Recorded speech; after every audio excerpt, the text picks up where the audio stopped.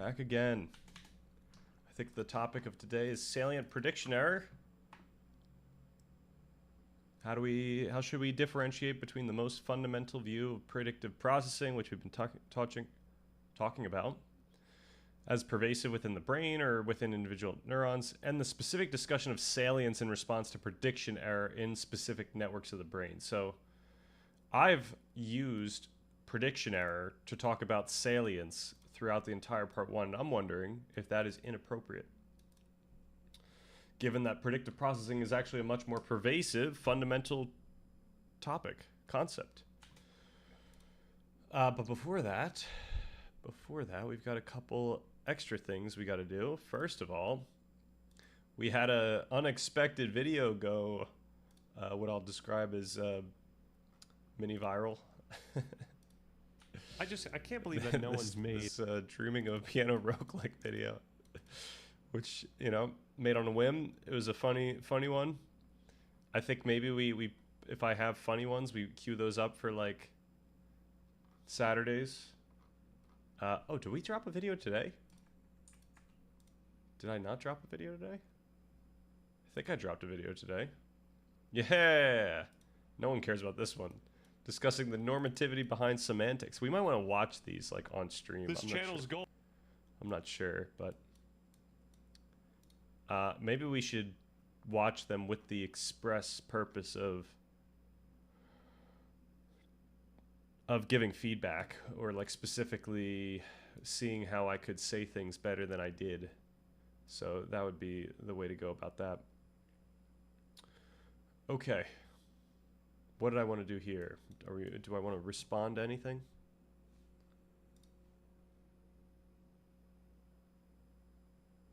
There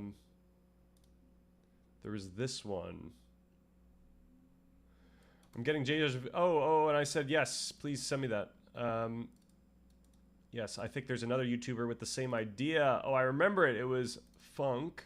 Sadly, the idea still doesn't exist, but he made a video about a similar concept that he would want to make.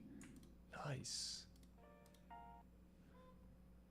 Games if I would make if I knew how. All right, before I respond, I should probably watch this. Let's expedite this. Hey viewer, you want to see a magic trick? From this screen of green, I would pull it. Are you kidding me? I forgot I was green. Magic trick. All right. Okay. Freaking game to begin with. Funk that. The truth is, I like my cushy job of telling you to play someone else's game without extending myself beyond a little visual eye candy and the occasional 6-syllable adjective. Circumlocutory. In fact, that title you read was actually a lie. The video was called Games I Would Make If I Knew How, and they were easy to make, and it was profitable, and I actually wanted to make games in the first place. In Avatar, there's... Okay.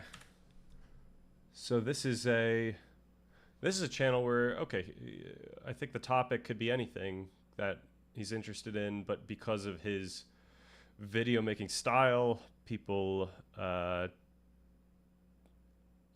like that can be a string that kind of keeps a singular theme across all the videos he makes, regardless of the disparate themes,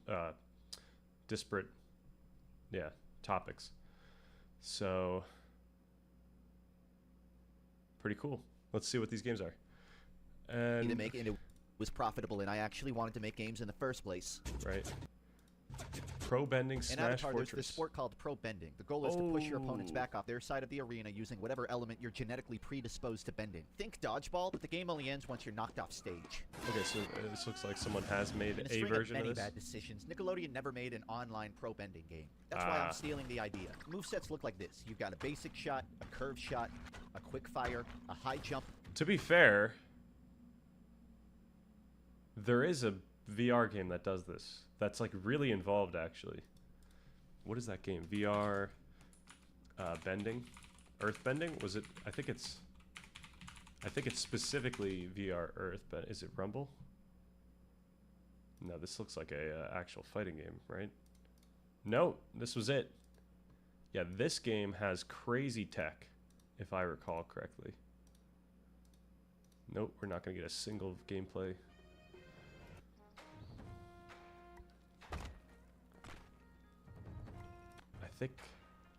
I think this is it. Yeah, so there's like a there's a type of rock paper scissors happening in the air when different types of blocks collide. So there's a lot of thought and strategy that goes into how you play this thing. You could use blocks to block, or you could use them offensively. I've seen videos where they talk about how crazy this game gets in terms of the skill ceiling.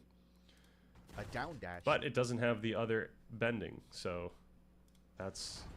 You've got a temporary Oh, wall that's with cool. 2 orientations, horizontal dashes, and Oh, it's of cool course, that a he can recovery make move. these The general types of feel of things. movement would resemble the Source engine, because I figure if the 2 best video games already invented the wheel once, So the question is, how does he get that far without... Like, what's he missing in terms of game making? Is it simply the logic, like business logic of the game? there's Game not logic? much point in making myself an octagon. Coming up with ideas is fun up until the point some really annoying questions start popping up. How do elements differ from each other? Are there Oh, I multiple see. game modes? Is this Ricochet? This sounds like Ricochet. No, it's not Ricochet. Shut up. I like to think each element would fill a different niche. Earth would be defensive and slower but hard-hitting. Water would be rapid fire and well-rounded. Fire would be high damage and great for targeting. Air would be low damage but high mobility and knockback. Yeah, and the question TF2 is- dodgeball, there's this mechanic called spiking the rocket. What's the I'd best love to way to give go curve about shots this quirk when where different it's, angles have different effects. not VR? Like, you know, is it just mouse and keyboard, and you're running around clicking hotkeys to do certain moves, which I guess makes sense. I've written a document about this stuff, but still have no experience with the harder technical questions of development. How does Oh, one design a nice. server infrastructure, or an anti-cheat, or balance around team size? My knowledge of back-end development is whatever blueprints Oh, for I wall see. running I can find on YouTube. If I'm lucky, it will actually work after I copy it. One game mode I think would be cool is a 3-lane control point map where you're trying to cap this your came out side 4 while years denying ago, the enemies so theirs. Rumble One lane might is a have central come point out where you duke since it out this, Final Destination or style. maybe gotten big MOBAs, since Smash this. Bros, Source games. If you think this sounds like a metaphorical soy sauce birthday cake, you'd be right. But it's my birthday. My favorite JRPG? JRPGs never let you autopilot on combat. You know, All-Star Saga, Paper Mario, RPG, you gotta Oh. time your button presses to the attacks. Chrono Trigger, it's got this whole directionality thing going on. Some attacks are only effective if enemies are in a line or clumped up. Undertale, yeah, I f***ing said it. It's a bullet hell inside of a JRPG. It's inherently interactive. This got me wondering why there's no video games about improving melodies over the soundtrack. This leads to my next idea. Welcome to the dev commentary of this theoretical idea. The live commentaries are back, everybody. So, you're playing the instruments in real time. This ain't no Guitar Hero shit. It's full 88 keys. There's no way latency would fuck this idea so far sideways it's technologically impossible. I figure every gamer is a musician, Oh, wow. right? They're pretty good at the keys, I hear. The keys. Gamers are good at the way performance is... So it would be cool, yeah, if these rounds are set up like fights, although you are creating the song throughout each round, that would still be cool. So that would... I'm curious how that works. calculated is pretty interesting. Root notes, tension and release, 1564. The real question is, how the hell do you play a scale on one of these? The answer is throw out your controller and pick up my trademarked Accordicon. I'm telling you, this thing's gonna revolutionize Nice. gaming the same way drinking revolutionized my script writing. Or I guess you could use an electric keyboard with a USB adapter and an audio interface to minimize latency, of course, and 3 to 6 months of music practice just so you understand the fundamentals. It's not exactly an accessible market, but neither were seatbelts before 1968. I'm telling you, this idea will take off if you give me a chance. Each party member plays a chosen instrument. Maybe that's a jazz quartet, maybe that's Weezer, so whatever this you is a want. multiplayer Gameplay game? ranges from completing unfinished music to writing entirely self-made tracks. I can't tell if this is a groundbreaking concept or the bridesmaid of Steam indies. Always a wish list, never a purchase. Either way, I can't be the only person who needs to palmerize music into video games as an excuse to practice. When one of you inevitably steals this idea, do me a favor, make sure you spell my name right in the credits. Okay, what was the name? Is it supposed to be Funk here, or? All right, I think that was it. So I think we're gonna call it there. But yo, work rack. How's it going, Darmadam? I did see that you put a post, so I will get to that probably before we start our main thing. I was just joking about how this video kind of did well unexpectedly. The dreaming of a piano roguelike. It's a 2-minute clip. So I do want to respond to that person who just said that. When was that though? That was coming in. Cool idea. Oh, I remember it. Okay, this was it. Let's give that a fat heart. And then I built an app that is a practice tool for freestyle rappers, suggests words for them to improvise from. Could probably do something like that for piano. Roguelike, don't know about that. That's pretty cool. That is neat. Made a rhythm game with scrolling sheet music years ago, but did not get the confidence to make a good public demo after making an entire engine and seeing very limited enthusiasm. I would be willing to dump free time into this if I am certain people would help me with testing and give regular feedback. The main issue is I don't believe people who don't already practice piano regularly would play such a game, and most people musically inclined that are not too tech savvy find the setup for MIDI input and installing such a game too much. Yeah, perhaps this is a pipe dream. And then is there like a sigh? A sigh, Can I just say sigh? No. Come on, sigh, sigh, sigh, sigh, sigh. It's gotta be one of the, disappointed face. Nice. Let's go. How are we? We are doing well. Good time off. Been scheming on the time off. Been reading that. Also read 7.5 okay, wait, hold up. What's going on here? Been reading Thompson's book. Okay, that's what you're saying. And then also read Did you read all of 7.5 Lessons? Because that's, you know, that's a good bit. 1K views. Wow. Yeah, 1K views without any. Oh, hell yeah. Absolutely cooking over there. Yeah, I think that 7.5 Lessons is like a great foundation for learning about the brain. It doesn't like go into anything in the weeds, but then it gives you the sense of like what we're dealing with functionally. And I think that's necessary for being able to piece the more in the weeds stuff together to see how it all works. The brain as network thing was great. Right. Yeah, I tried doing that whole spiel on stream, talking about the plane analogy, and it really, I mean, I was talking about it in relation to the consciousness discussion, how those nodes are really, really significant for consciousness. If you get rid of those nodes, you lose a lot. So, but yeah, I really like that book. I might recommend it to anyone who wants to learn more about the brain without actually learning the like biology at the molecular level or at the anatomical level. Energy Domter, what's good? What book are you referring to? We are referring to 7.5 Lessons About the Brain by Lisa Feldman Barrett. Was that your question, or was that a second question? Oh, also was surprised about the bit where our prefrontal isn't later evolution. Right. The whole triune brain myth demolition. Now we have slated for this week. Habits of the oh, do we not? I could have sworn that it's. Oh, here it is. Next Wednesday, we're talking about the triune brain. Now, the question I have, despite having read that, is about the triune brain, to iron out how we can speak about evolutionarily older regions while not insinuating strict triune. So the point I'm trying to get there is, despite the fact that these neurons share their mRNA codings, can we still talk about the anatomy of the human brain that developed as evolutionarily newer? So despite the fact that the prefrontal cortex is just simply what happens when you give those neurons more time in the development to I don't know, create a more sophisticated architecture. Despite that, could we not still say that the prefrontal cortex is evolutionarily new and something that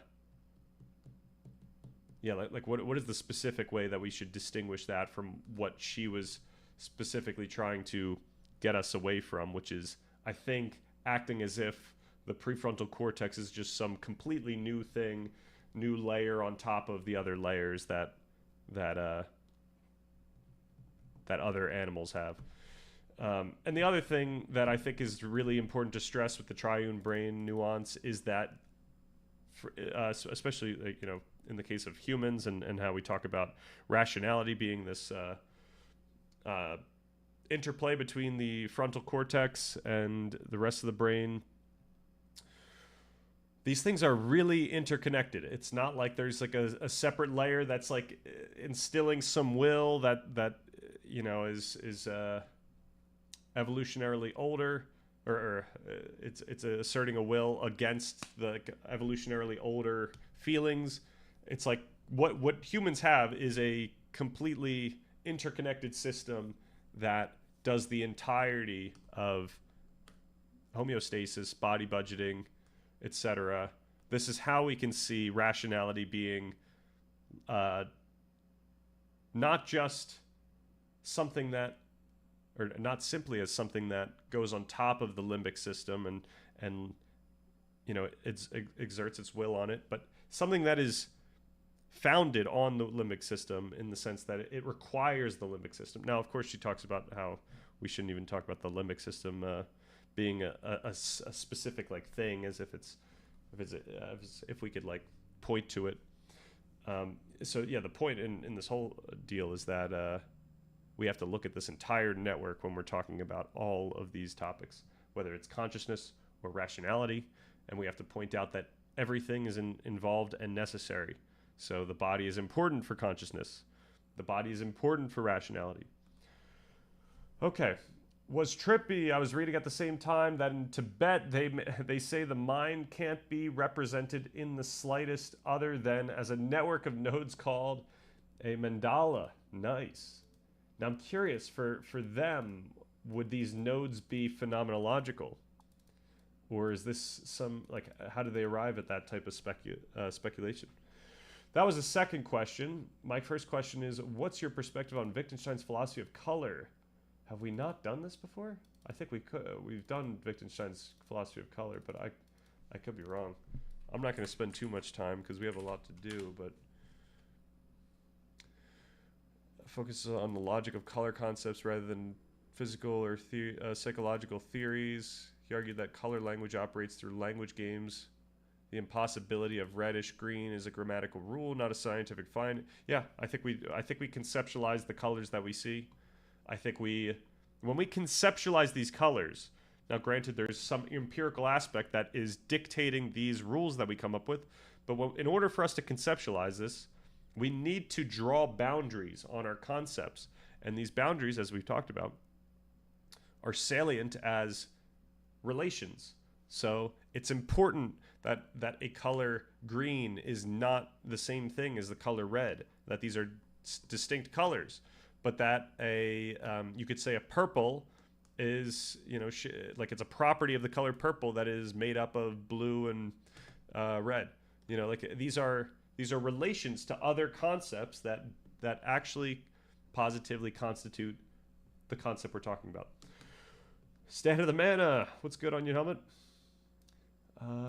I thought she was being a bit speculative and generous with the idea of body budgeting. I was rolling my eyes at that a few times. Yeah, it's all in that same topic of homeostasis, autopoiesis, allostasis. Body budgeting is really like a more more concrete version of like allostasis, but allostasis is really the broader term. Like that's the more general term that we should probably stick to. And then even more than that, we could talk about homeostasis as some even more broad. Like that's the most broad we could go in terms of describing what's happening. Now, allostasis is so let me say, like, homeostasis is just this idea that the organism is composed of all these different parts that are specifically working to facilitate regulation. Now, we don't know what that regulation is for. We're not making any interpretations on what the regulation is for, except for some evolutionary speculation of actually, we should just say it's a product of evolution. We shouldn't even say what it's doing. Now, allostasis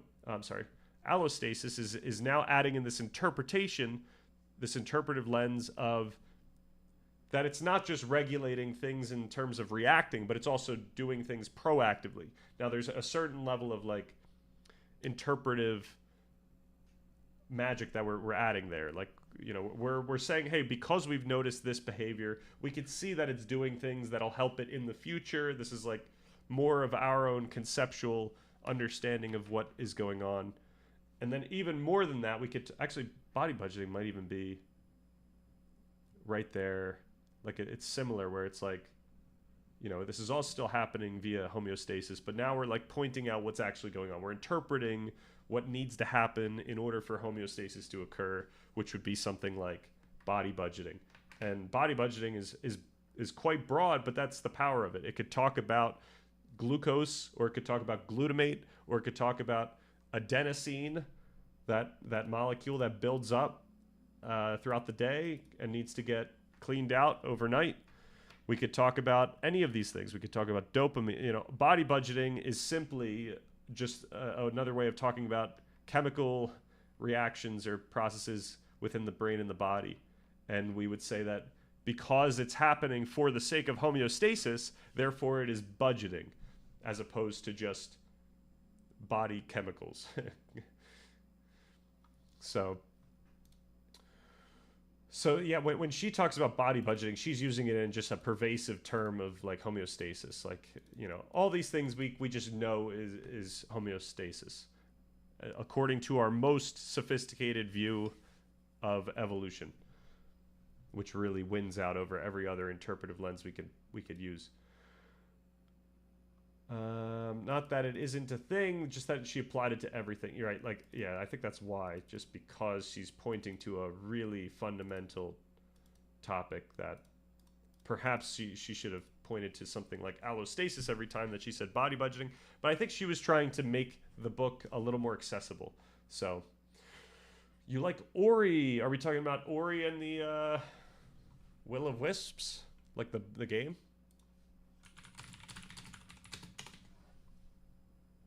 Is that the question, or is there a different Ori?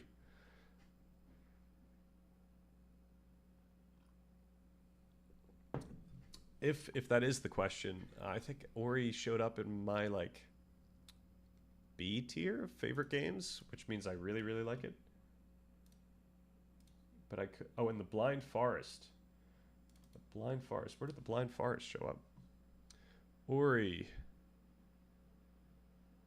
Where are we? Ori, B tier. Blind Forest, I think, is in my, like, enjoyed a lot but didn't make the faves. I thought, even though I really enjoyed it, I thought maybe what was the reason why I didn't enjoy it as much? Or maybe it was, like, the older graphics. Maybe there was a lot of quality of life stuff missing that Will of Wisps added.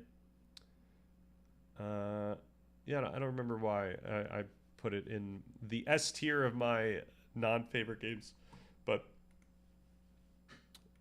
yeah, big fan of that series. I am excited to play No Rest for the Wicked at some point. I think that'll be fun. All right. What are we on next? We still have a few more comments on this one, not this one. This one. Was that the most oh, no, okay. I made a, okay. It is hard to have a computer judge good melody, but at the very least, more fundamental skills would be easy to teach this way. Scale and chord memorization, playing with an event tempo. So I'll give it a good like.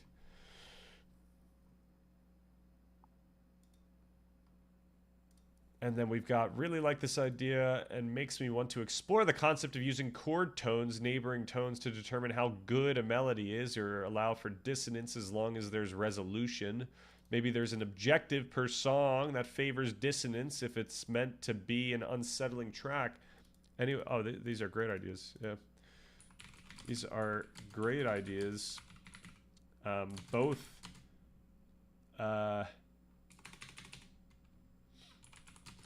Both A, adding flavor to runs, and B,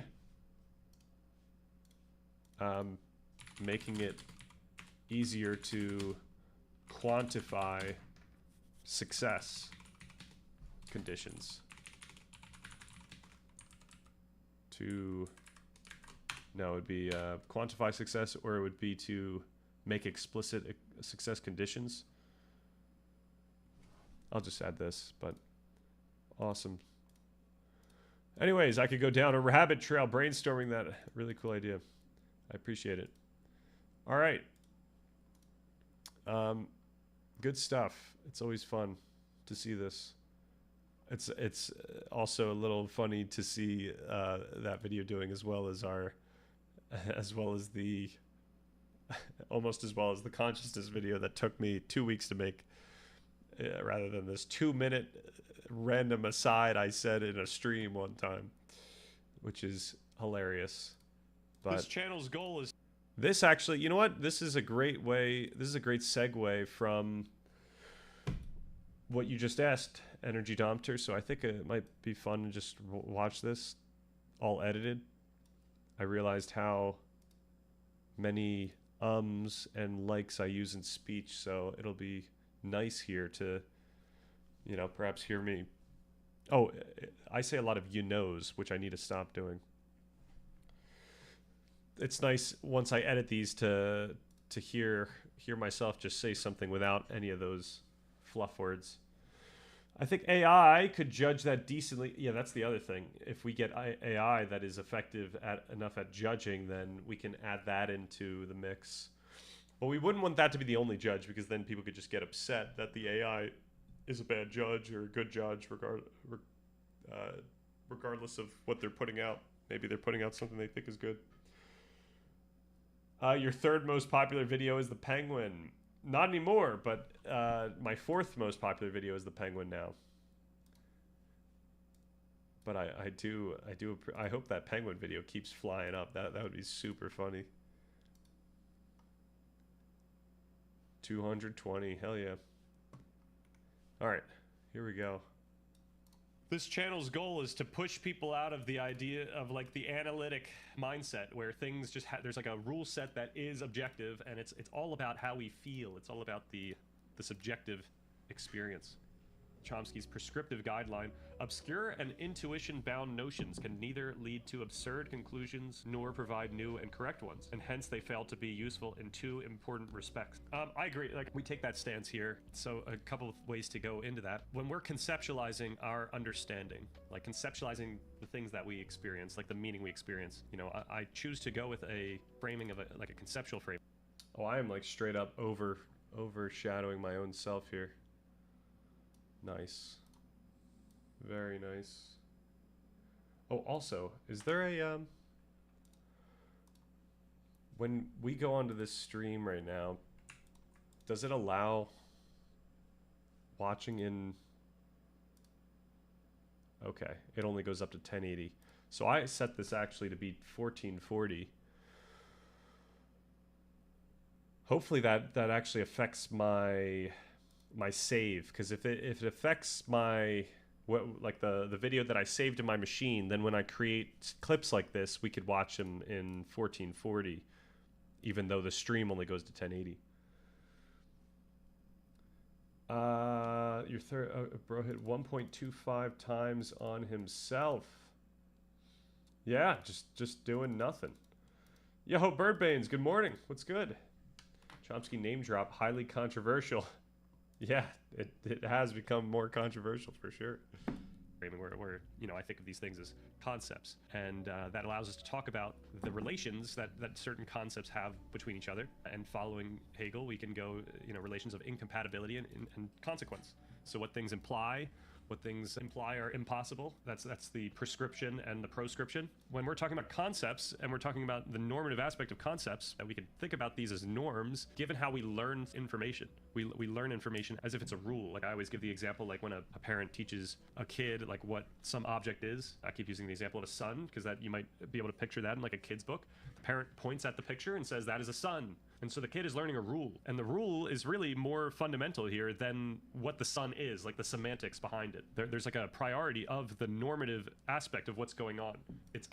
So even for the case of colors that we just talked about, you can imagine that when a kid learns what the colors are, and colors are another thing that you're going to find in these like kid books,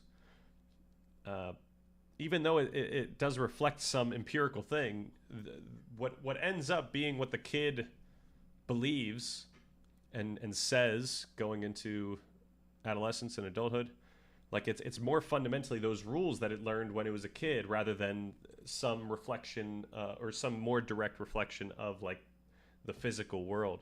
Now granted, the physical world makes it really clear when you should use these rules or when you should apply the word blue versus the word red, but it's really this conditioning that leads to these experiences of, oh, that is red. So I think that's what Wittgenstein's getting at when he talks about the language games around colors. Conditioning the kid, and that's what learning is most fundamentally. The question is then, if our concepts hold the very rules for what counts as proper use, let's just say. So like if the kid were to look at the sun and say that is a moon, or if the kid were to look at the moon and say that is the sun, we'd say that the concept of the sun doesn't allow the kid to say that. Like the kid's doing something wrong. When we're talking about ambiguous terms or ambiguous concepts, ambiguous communication in general, we can see how many different people might infer many different things from those ambiguous communications. So that's where we get into this trouble, where it leads to absurd conclusions, so leads to absurd inferences, and perhaps it doesn't provide new or correct ones, in the sense that no one infers what you're actually trying to get at. No one's following your logic because you're using ambiguous terms.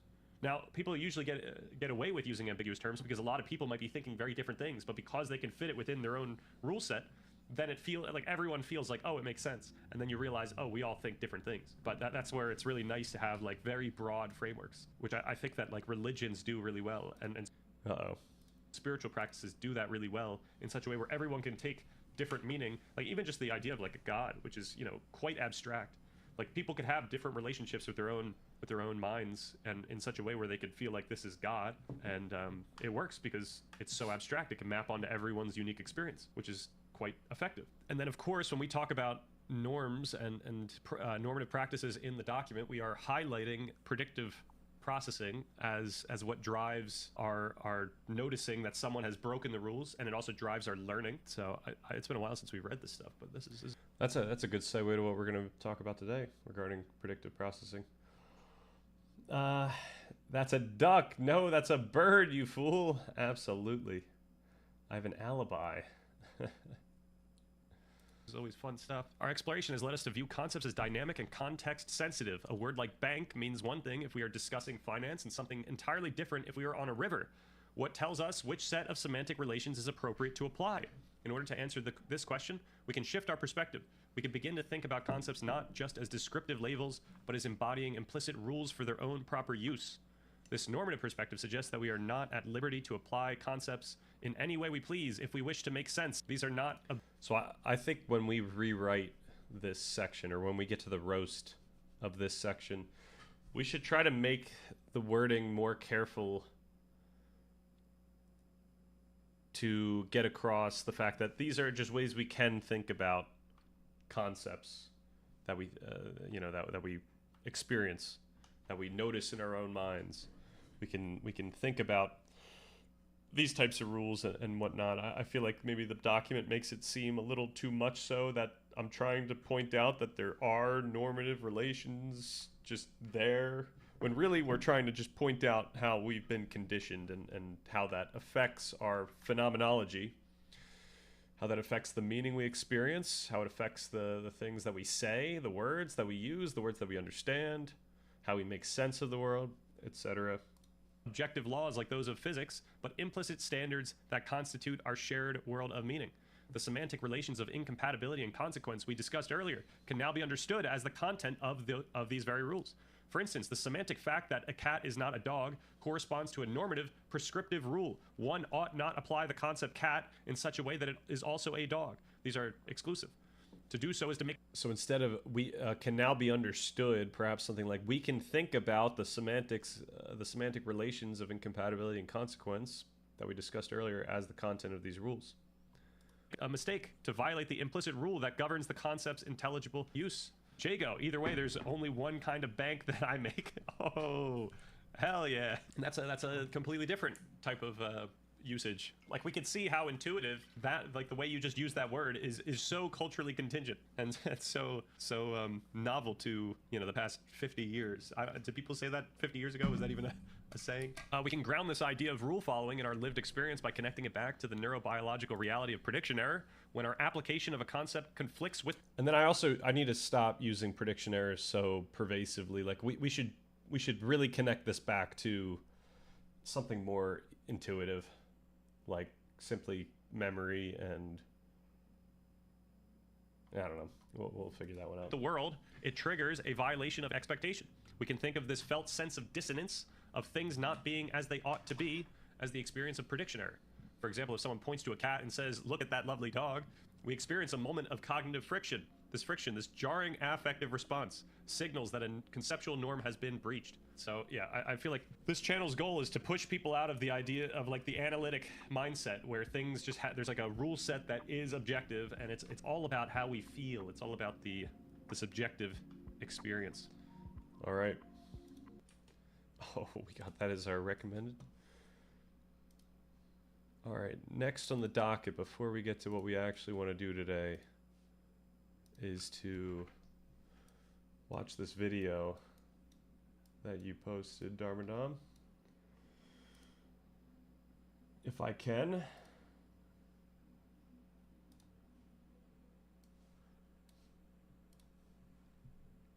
All right. Oh, was this a direct was this a DM? No, this was on the Reddit. Okay, this was on subreddit. I see what's going on here. Hell yeah. Yep, my bad. Spock would say, "Feeling, Captain." Oh, I wish I really probably should watch more Star Trek. Unfortunately, I haven't seen like any Star Trek. But I respect it. Okay, Evan Thompson explores if perception is discrete or continuous in this chapter from Waking, Dreaming, Being. Is this literally the chapter? Whoa. Okay, what does it do? It checks if we are... Explores if perception is discrete or continuous. Okay, I see. We've talked about this prior. Yeah, so to put the cards on the table. Oh, hell yeah, highlights. Should we just read these highlights, or should we? Okay. All right, to put my cards on the table here, I think we had that whole discussion a few weeks back where I was saying that phenomenologically, it might seem as though perception is discrete, given that the way that we perceive is by, like, you know, new information becoming conscious to us, in like a, even in like a predictive processing sense, you could see that. Just how information that is exactly the same as your expectation would not be registered as much of anything, except, you know, when there is enough dissonance, then that information can be deemed as salient, and that information can be ignited to the global workspace. It could be introduced to our consciousness, and so it kind of feels as though consciousness is like a step function with new information coming in. Now, granted, the what would be the way to say this? The frequency of information being introduced to the consciousness is not set, it's not static. So even though it always takes like I forget, it was like 100 to 300 milliseconds for like a new stimulus to enter conscious awareness. So, like, you know, if you showed me a picture of a pen, like, I would grasp that there was a pen in front of me within or only after that much time, even though my body might start reacting to it prior to when it becomes conscious to me.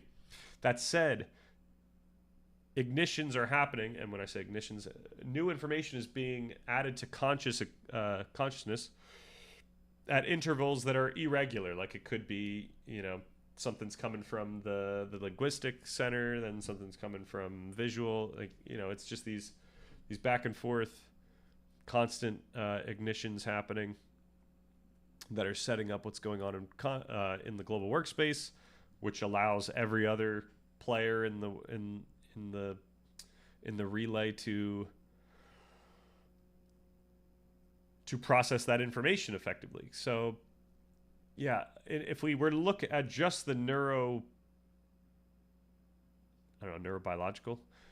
at the neuroscientific lens, then we would say continuous. However, I'm expecting this to talk about maybe something more discrete, since especially once you start getting into meditation, you can notice clear changes in your conscious experience. And then once you notice clear changes in your conscious experience, now it might seem like consciousness updates in a set discrete way. And so yeah, there would be that type of difference. And we don't have enough information about the neural correlates of the experience of discrete information and the reality, the physical reality of continuous information. But that's another, we just have to wait for that. There's no single site in the brain correlated with reportable conscious visual perception. Put another way, the NCC for a specific visual experience of an object seems to consist of brain activities distributed over multiple areas. This is right in lines with our global workspace view, where even though we have parts of the brain, networks of the brain that are, you could say, most directly related to visual stimuli, like, what is this, the S1 cortex? S1 and what are the different? The secondary, parietal, okay. The primary and secondary somatosensory cortices are distinct brain regions in the parietal lobe responsible for processing touch, pain, temperature, and proprioception. What about are these just sensory? Is it the V1? Is this a cortex? Yes, the primary visual cortex, the first cortical area of processing visual information in the brain's occipital lobe. It receives sensory inputs from the retina via the thalamus, mapping the visual field to detect basic features like orientation, spatial frequency, and color. V1 contains, okay. Yeah, so the idea is, even though there's like this area of the brain that we can see is like a primary player in vision, we cannot discount all the other players, all the other local regions that are connected to the global workspace. So they're also getting this information. And really importantly, once the V1, once that cortex processes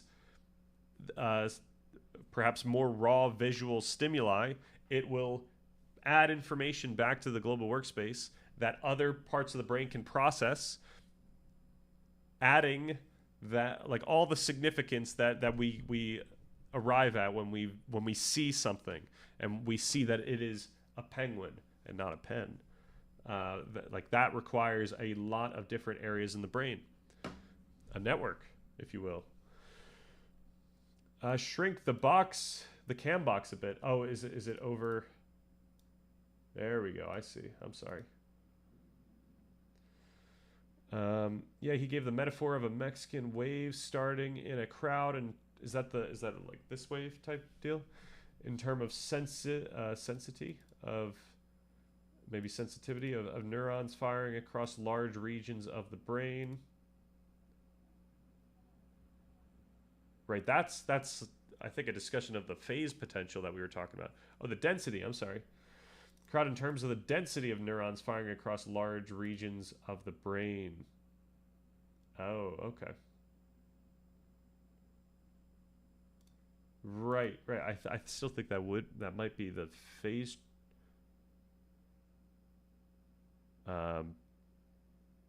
phase potential. Was that it? A field potential. That's what I'm talking about. The field potential. Can I get that? Field potential. Brain.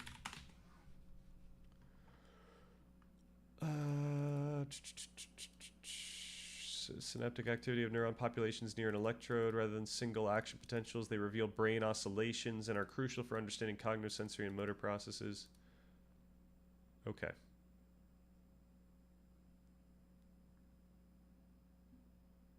I guess the field potentials are representing that type of wave already, given that you measure the field potential based on the electromagnetic waves that are occurring because of the already synchronized action potentials that are happening in those in those densities, in the moving density, if you will. Okay, visual awareness cannot be thought of as the end product of such a hierarchical series of processing stages. Instead, it involves the entire visual pathway as well as frontal parietal areas. Absolutely. Right? Once again, we're not seeing it's not like we're not experiencing the physical world directly. I don't know why I picked up the phone, but it's not like there is a pen out in the world and we're just seeing the pen and we're like, we identify that's a pen. Like we're not machine learning, computer vision machines that are just like identifying and predicting what thing we're seeing. It's that literally the experience that we're having of what something is a product of a lot of processing across the brain. And yeah, it's hard to even talk about a product here, so, like analogous to Hegel talking about the product of the experience of determination, or the dialectic. It's like on forever. It goes on forever. Your conscious visual experience is always the input of your following conscious experience of that visual. Of that same visual thing, if you will. Like epileptic seizures. Oh no, I don't know what that was responding to. Next point, he was talking about testing different stimulus to reach eye, with flashing lights, I mean. Binocular rivalry.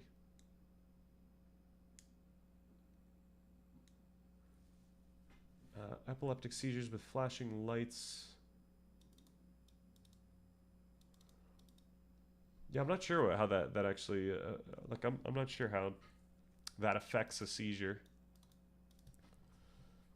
The next point, during conscious perception, the neural responses located in different brain regions were oscillating in synchrony, more precisely the phase of each neural response, where exactly it was in its oscillatory cycle, was in sync with the phases of the other neural responses. Neuroscientists call this phenomenon neural phase synchrony. Thus, the NCC for the perception of the expanding checkerboard rings consisted... Okay, so I'm guessing this is what you're referring to. Consisted of a large-scale pattern of neural phase synchrony occurring within and between many regions of the brain. Or okay, when you say next point, he was talking about testing different stimulus. Okay.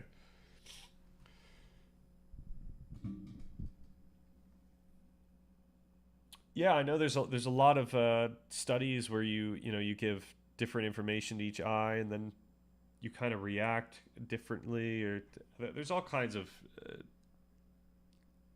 scenarios where parts of your brain know about some information and other parts know about some other information, or perhaps it's the same parts but they're kind of out of sync in some regard.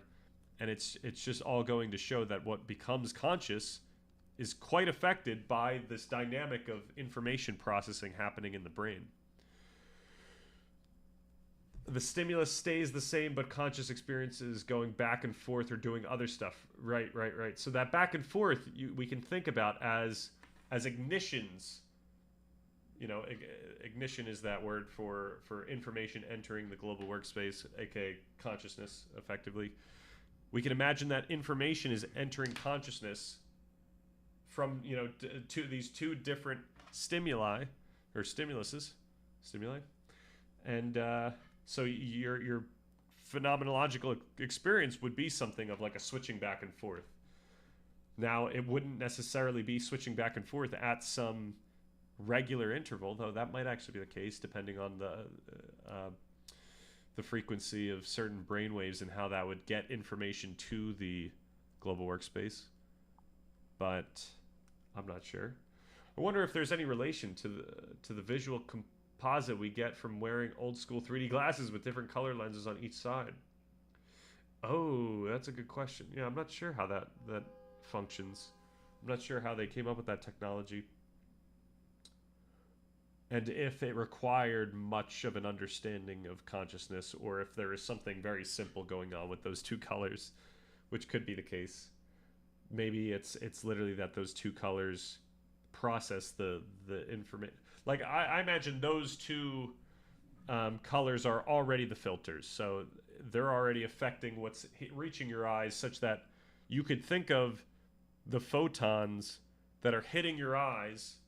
They're already representing a 3D stimuli or stimulus once they pass through the glasses. So I don't think they're doing anything that that's like leveraging some intuitive knowledge about what's going on under the hood. They're just noticing, okay, when you see 3D information regularly, this is what's going to be hitting both your eyes, given that they're this far apart.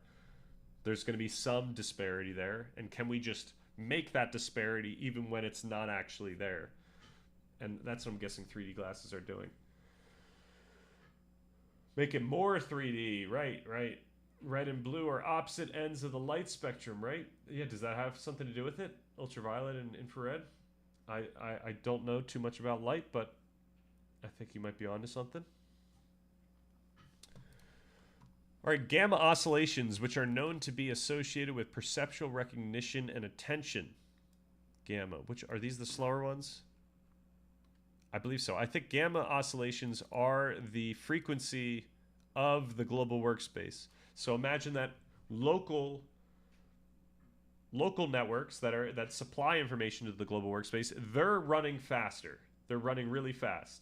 The global workspace, the thalamus, this relay of information going from different local regions to each other, that thing is running at a slower wavelength. I'm sorry, frequency. And yeah, the whole idea of adding information to the global workspace is, I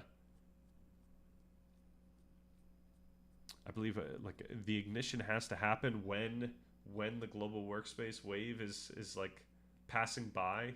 So you have to like kind of catch the global workspace wave at the right time, and that's kind of when you become in phase with the global workspace. That's it. And the idea being that if there's information salient enough, your local workspace is going to be firing like very quickly, and then once the global wave comes by, you're more likely to hit it when it passes by, and by hitting it, I mean it's going to affect those neurons, that density of neurons that are actually affecting this wave, and it's going to affect the neurons in such a way that now that information has effectively been added to the global workspace, so that it can be then processed in other local regions. And when I say that this information is being processed in local regions, like that is consciousness happening. It's not that the global workspace is this center space of like a spotlight. It's more so that the global workspace is actually just the thing that gets information to each of these individual local regions, and all of these individual local regions supply a tiny bit to consciousness. So that's why when you lose a certain part of your brain that isn't that isn't the relay itself, that isn't a node, going back to what we were talking about Darmadon with the network, like if one of these regions that isn't really important for passing a ton of information around gets cut off, so like when there's a brain lesion there, then you might lose an aspect of consciousness. Like you might lose some ability to do some part of a normal conscious experience, whether that is memory, or whether that is something to do with colors, or whether that, imagine color blindness, like what is happening there. And you can imagine that there's effectively a lesion in some small part of the brain that is affecting what colors become conscious to you. But yeah, all those little additions that are coming from different regions add up to what you might think of as the full conscious experience. Granted, each of us probably has something missing that other people have in their conscious experience. So it's hard to say like what is the perfect conscious experience, what that would be like, what all the brain, what all, like which regions are necessary to have the perfect conscious experience, and how healthy do they have to be, or what that's the point. Is there is no like perfect conscious experience, and each of our conscious experiences is going to be different in certain ways depending on the architecture of our brains and the DNA we have, because our DNA affects that. Epigenetics affects our brain. So many things affect our brain. Development affects our brain. Stand power the manpower. What's good, Daniel End? Welcome back.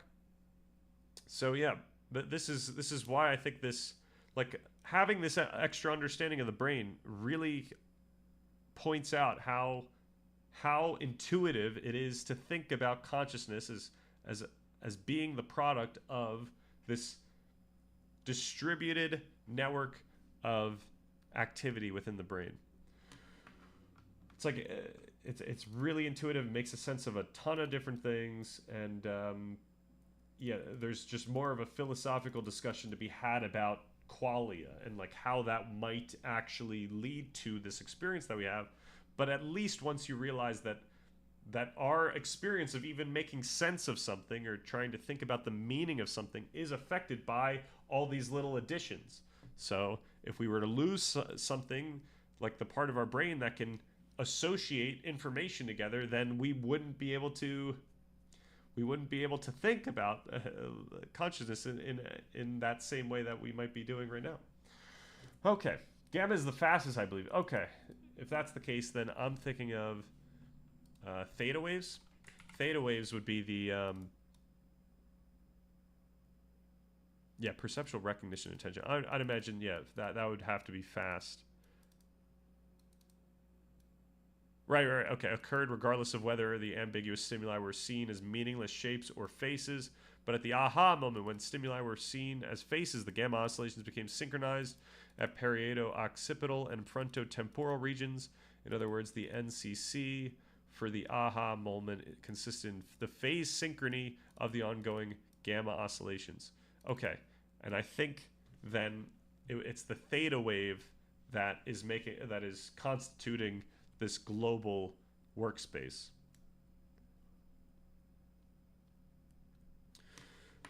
Okay. Other studies have also confirmed that the neural correlates of reportable conscious perception consist of widespread patterns of neural synchrony. Cool, yep. Waves of conscious perception respond to waves of synchronous oscillations in the brain. Yep. Fast synchronous oscillations were connected to slower oscillations in the theta range. Okay, this is the connection that I'm guessing I'm talking about here. Roughly speaking, the fast gamma waves were superimposed on the slower theta waves so that one slow wave carried many fast waves. That's the other thing. It's not just like it's not that these things are decoupled from each other. So imagine there's a bunch of local regions, and they've got their own waves. These are the gamma waves. These are faster, and then it's not like there is a separate slower theta wave. It's that literally the theta wave is made up of a ton of different regions hitting at just the right time. So imagine this region is next to this region. This region hits such that this next region is about to hit right when, right after the one next to it. So it's all these local regions are synchronized in such a way that they're actually constituting this global workspace. That these are details that I decided were a little too in the weeds for the consciousness video, but it's good that we're refreshing them, because I think I am slowly losing the nuance here when I don't think about them. Okay, Do you believe that propositions about color are synthetic a priori within a language game? For example, something can't be fully green and fully red at the same time. Synthetic. I mean, I think so. I think what you're getting at is what I was saying. Like we can't undercut or overlook the significance of our conceptual understanding of colors, despite the fact that obviously our experience is affected by photons and it's affected by the physical world around us. We can't discount how much our memory and we could say our conceptual understanding affects the experience that we have when we see that because this thing is green that it cannot be red. Like that is supplied by what we already have. Universal goods I consider to be love, compassion, wisdom, peace, maybe more. Maybe that looks like hella gamma waves. Yeah, I imagine what we believe to be love, compassion, wisdom, and peace. These are more than just the molecules that might make us feel in certain ways. And when I say feel, I'm perhaps I'm jumping the gun, but like these are more than the molecules that affect these experiences. These experiences are colored by a lot of different regions, just like how when we talk about a pen, there's a lot of different regions contributing to our conscious experience. So imagine that not only do we add context to visual experiences we have, like seeing a pen, but we also add context to interoceptive experiences. So the sensing of bodily changes or states. So when our heart rate rises, we might interpret that to be something like, we're scared, and there's a lot more going on, but we leverage all of these different clues to come up with the interpretation we arrive at, which is why meditation is so effective, because it allows you to disentangle these interpretations from the stimuli, from certain aspects of what usually leads to these experiences. So if you pay attention to your conscious experience as your heart rate is really high, you can notice different aspects about that experience, and you can learn to notice those types of experiences in the moment, so that you don't just arrive at your interpretation and have it take hold of you and push you in a different direction. You can be more mindful of like, okay, my heart rate is up, therefore I'm more prone to be experiencing these different things. Let's try to focus on the type of experience I'm having and what I might be interpreting, and see if we can go in a different direction. So that's the pattern recognition portions of the brain. Oh man, we're probably so behind that I don't remember what we were talking about. But yeah, we're talking about pattern recognition parts of the brain. We're talking about parts of the brain that associate information, like disparate information. So, imagine when you think about a pen, you now think about my stream. Like the fact that those two things are connected together in some way is certainly not intuitive. And some part of your brain is basically receiving information from the global workspace. So imagine, it's literally receiving information from your conscious experience. So, you've just seen that this is a pen, and now, hundreds of milliseconds later, it's going to add that information of, oh, the stream. But what's happening under the hood is that information reaches the area that's now going to make that type of association.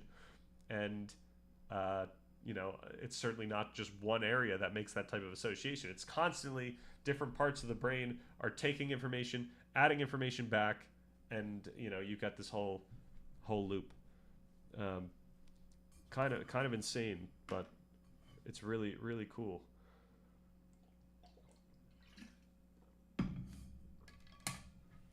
Energy doctor or no? I think I responded to that question. All right. I know a popular Theravadin who would call those octaves call those octaves, and that he experiences them. That would be really cool. If you could understand, yeah, that would be actually interesting. Like, despite the fact that these ignitions happen at like a at varying rates, and I imagine ignitions might just be the name for like significant new information coming from one of these faster local loops. Like perhaps you've got a local loop that right. I think I looked into this. That perhaps in these local regions, there's parts of the local regions that would carry the ignited information rather than parts of the region that would not carry that ignited information. So in the non-ignited region, once that information becomes salient enough, it ignites to the ignited region, which is the region that is going to be synced up with the global wave. So yeah, I'm wondering if, let's just say, you notice a certain type of information coming from a certain part of the brain at a regular rate, then you would be able to notice like that wave effectively. You'd be able to notice the gamma. But wait a second, how that would be super difficult, right?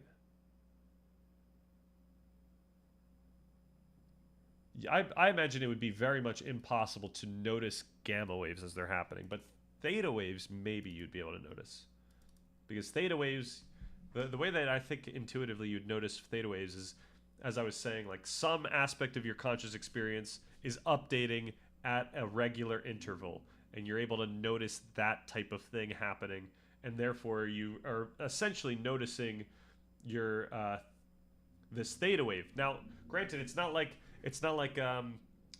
you know, imagine like a wave, you know, has the wavelength and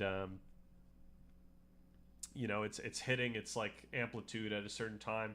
You can think of, you know, your conscious experience being whenever that thing hits its amplitude, but that's only in the context of that whatever information is being added at that regular rate. But there's other information being added at other rates. It's just that you're noticing one type of information being added at a rate. So it's not like you're like fundamentally noticing the theta wave and its essence. What you're noticing is the frequency of the theta wave as it's interfacing with some part of the brain, some region, and it's updating information at that regular rate. This is all my speculation, based on what we know. All right, an octave of gamma stacked within an octave of theta. Okay, yeah. So this information being added would be the simultaneous event of those two waves. But really, you'd be noticing I think it would be more appropriate to say that you'd be noticing the theta wave hitting that part of the brain rather than the gamma waves in that part of the brain.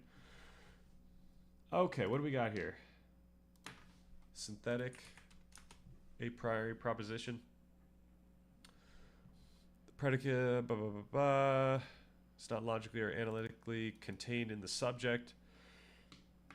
In other words, synthetic, and the truth of which is verifiable independently of experience. In other words, a priori. So a proposition, the predicate of which is not logically or analytically contained in the subject, and the truth of which is verifiable independently of experience. So yeah, the way that this is talking about it, like this idea of verifiable independently of experience. Once again, I don't want us to talk about these things that we're experiencing in this way. I don't want to. We ought not think about truth as independent of experience. Therefore, we can only talk about, you know, the sense of like a priori in the notion that our understanding or our memory is going to supply information in our experience. But we shouldn't act as if that is a representation of truth somewhere. So it's going to feel as though this is the case. It's going to feel as though there's some truth separate from us that's already there. Like, you know, when I see that this is a pen, that meaning is already there. Where did it come from? Maybe it came from God, right? But really what's going on is it's coming from our memory, and yeah, it's affecting our interpretation. Okay, harder versus more subtle pulsing. Do you know what a synthetic a priori proposition is? I do not. Well, now I do. Pen. Oh, we should have a pen. We do have a doc now,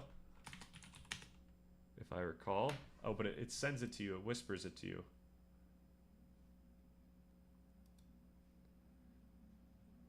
And I think document also works. It's just the same old link.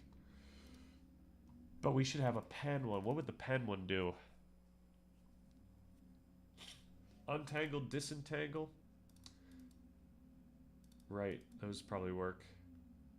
Not aware of how specific brain rhythms and their successive moments are determined to be assigned to conscious perception at various moments. Right. He says the first set of pulsing theta is relative easy to notice, and it's about 10 times per second with octave subsets within that pulsing. He calls them oh, I see. So like it's almost like a scale. Like you're literally feeling the notes going up an octave, and then you get to the next octave and you got the notes. So it would be like you're seeing the same types of changes in experience as the global workspace is going around. And so technically you're operating in these like different octaves, like one at a time, but really you're seeing all these notes that would be very similar to an octave. So that's actually a phenomenal metaphor for this. He calls them octaves because this can all be described in hertz cycles per second, and then it's a whole other way of talking about Theravada experience. Right, despite the fact that I do think it's a great metaphor, and that we are talking about these cycles, these hertz cycles. The information, the change that's happening would be somewhat different. Like I don't think it would be analogous to perhaps a scale. Like it's not like it's the same type of information. Like, you know, obviously music is like the frequency of the, you know, the sound, whatever you'd say, the audio wave. So you're hearing like a similar type of information as it goes up. In the case of your experience, it would be, you know, we'd have to look at the flow of the thalamus and how it connects to different parts of the brain. It would be very difficult to try to figure out what each note would be in terms of information being added to your conscious experience. But that is really cool. On the other hand, the slow theta rhythms define discrete and successive frames or moments of perception. According to this view, these fast and slow electrical brain rhythms structure the low of conscious perception so that it consists of discrete and successive moments whose contents can either stay the same, you continue to see the butterfly, or change every few hundred milliseconds. So another thing to notice, and another thing to keep in mind, because the brain is quite complex, despite the fact that information is entering the global workspace at these regular rates, and you know we do have these waves that are operating, we can't discount the fact that there's still minute continuous changes happening with, let's just say, the signal that's going around. So imagine if no one introduced anything new and we just kind of followed that signal. There would still be changes, like slight changes in the signal based on when you get down to the real nitty-gritty, the granular, the neurons, the neuromodulators that are being involved, like affecting attention and affecting reward and all these things. We can't discount synapses changing, growing. We can't discount our boys, not the astrocytes, but the microglia are eating up some synapses here and there. That's going to affect the signal as it comes by. So we've got all types of like minute changes happening as this signal's going on that's going to change it in unnoticeable ways. So even though you can get you know, you get a yogi who can pay attention to clear changes in this signal, they're not going to be able to notice the minute continuous changes of like the bare substrate, you know, changing in these very minute and fluid ways. You know, we've got so many different dynamics at the very bottom layer here that will, like, it will be different at every moment. Even though it might feel consciously that you're getting like a similar type of experience, it's going to be different. Also depends on whether we were dropped on our heads as a kid. Absolutely, that always does affect everything after that. They don't see every neuron. Right. And don't claim to. Right. Yep. So I think that's in line with perhaps the cards on the table I introduced earlier, where you can get to a point where you can notice phenomenologically your experience as discrete, despite the fact that technically and more fundamentally, if you were to consider how these dynamics actually affect your conscious experience would in fact be continuous, like fundamentally. Now, granted, it's continuous, but then there's these, obviously, these seemingly discrete additions that are happening. Now, the other thing to notice is, like, phase transitions of neurons are like, what's that? It's the type of, I forget what the graph is called. Can I get this out of Gemini? I recall that phase transitions of neurons are not exact step functions, but are rather a type of graph that shoots up fast and then slowly subsides. Am I onto something? What is that type of graph called? Sigmoidal? Is that what it's called? Okay, well, the all or nothing principle of neuron firing sounds like a digital step function. The actual mathematical and biological reality is more nuanced. No, I don't think this is what I'm thinking of. I'm not thinking of an individual action potential, but the state of excitability that a neuron gets in that leads it to fire many times. This might be those bursts that we're talking about. Perhaps it was a sigmoidal function. Okay. Buddhism also says it's fundamentally continuous, that like perception is discrete and awareness is continuous. That's pretty cool. Yeah, I think that would be a nice way to conceptualize it. You just notice the moment of perceptual absence. Ooh. What's absent in this case, or is absent? Is this a different word?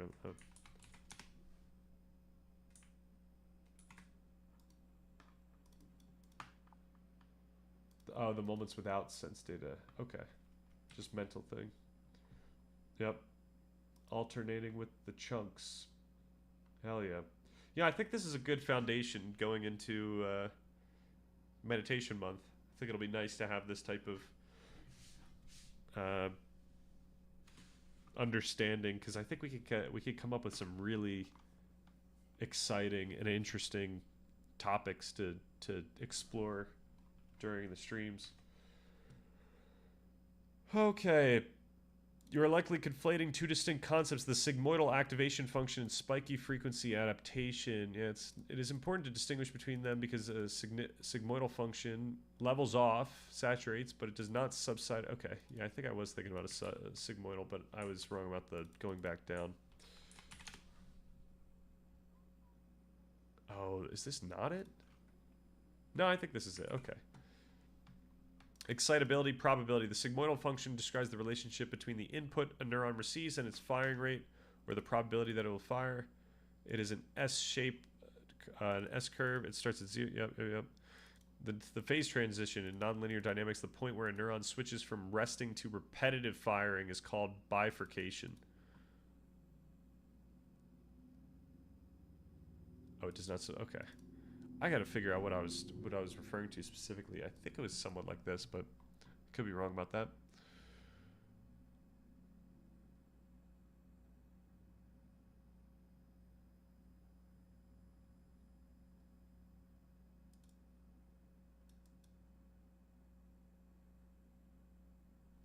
If you specifically recall a graph that shoots up and then drops back down while the stimulus is present, you're likely thinking of spike frequency adaptation. When a neuron is suddenly stimulated with a constant current, it initially fires at a very high frequency. However, due to the slow buildup of calcium-activated potassium currents, the firing rate gradually slows down to a lower steady state frequency. Okay, this is actually more in line with what I remember. So it's not actually sigmoidal. This allows the brain to be highly sensitive to changes in the environment while ignoring constant, unchanging background noise. Okay. All right, well, I'll get to that at some later date.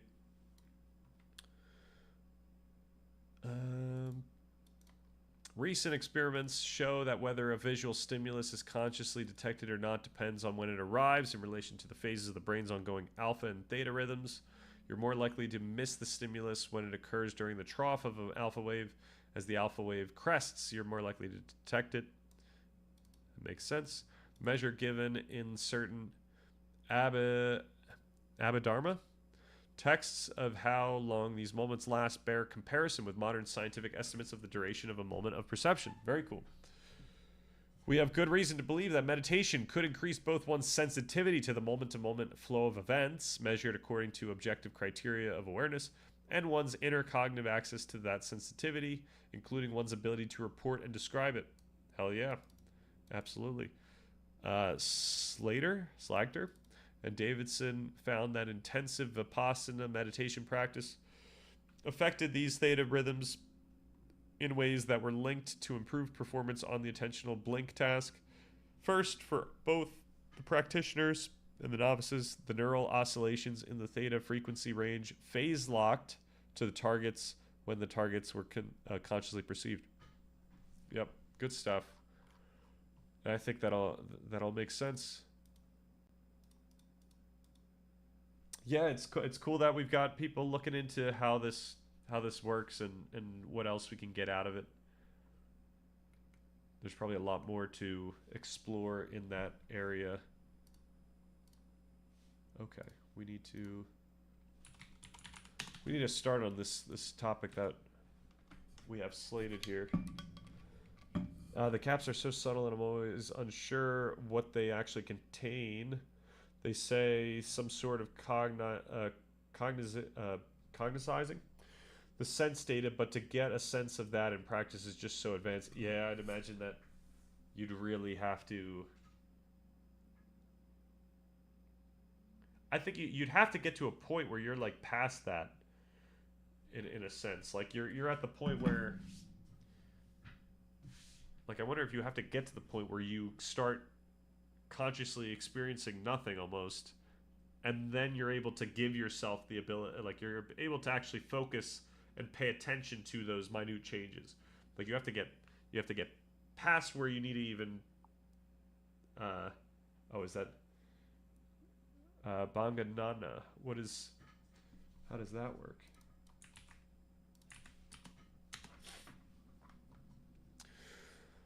Signifying the knowledge of dissolution as the fifth stage of insight meditation. It involves directly observing the rapid arising and passing away of mental and physical phenomena or sensations, emphasizing the impermanent nature of reality. Right.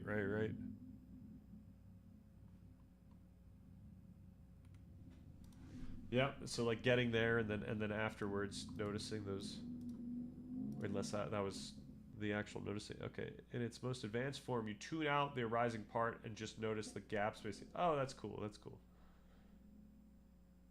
Yeah, that does sound quite advanced.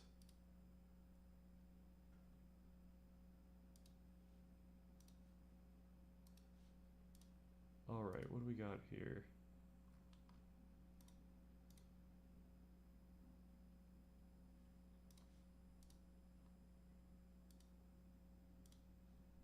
Okay.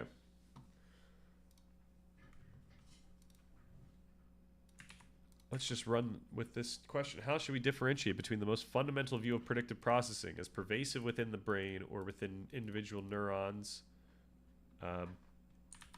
L2, L3, L5 neurons, and the specific discussion of salience in response to prediction error in specific networks of the brain. For example, salient prediction error that leads to positive, negative emotions and changes in attention and noticeable. Let's just do changes in attention. So I'm trying to get around like how should we talk about these types of very low level. It's really just to look at, you know, you could look at this at the neuron level. You could look at this at the network level that we've been talking about. But also predictive processing is like a very effective way to talk about salient errors. You know, the stuff that Jordan Peterson talks about, like the, you know, chaos as the prediction error that leads you to the understanding that you're not where you thought you were. When I say leads you to that, I mean even unconsciously your brain freaks out because it realizes that there's something wrong.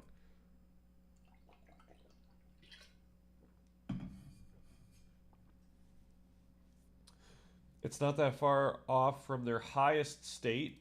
Oh, wow. Okay. So you have to go pretty crazy in order to get this far, right? Like you have to be pretty practiced for a long time. I imagine practicing very long sessions. Major parts after that, you can trigger the dark night, followed by profound equanimity, then cessation. How do you trigger the dark night? You go full Batman mode?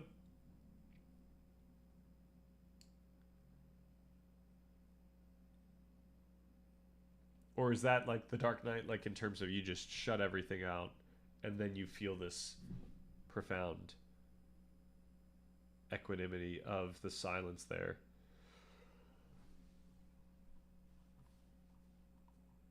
All right, to differentiate these concepts, it's helpful to view predictive processing as a multi-scaled architecture where the fundamental view describes the structural engine and the salience view describes the attentional throttle. In contemporary neuroscience, this distinction is often framed as the difference between general inference, the mechanical minimization of prediction error, and precision weighting, the strategic prioritization of which errors matter. Right? But I think similarly, these two topics cover different layers of abstraction as well. The fundamental view, structural motif. At the most granular level, predictive processing is proposed as a canonical microcircuit, a computational logic applied uniformly across the cortex. So we've got laminar specificity in this view. The rules are pervasive. Superficial layers, L2, L3, are generally thought to compute and pass prediction errors up the hierarchy, while deep layers, L5, L6, represent the predictions, priors, being passed down. Right. And we noticed with the L5 neurons that they literally check for match. So if so that they each, yeah, so that's actually the other thing. Should we talk about that? We need to consider even the more granular view than the structural motif you mentioned. Modern neuroscience is finding that within L5 neurons,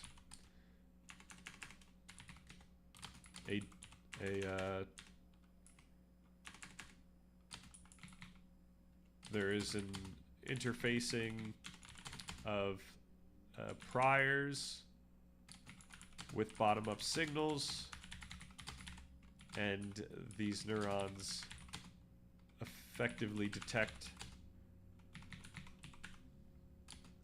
matches in L2, L3 neurons effectively detect errors.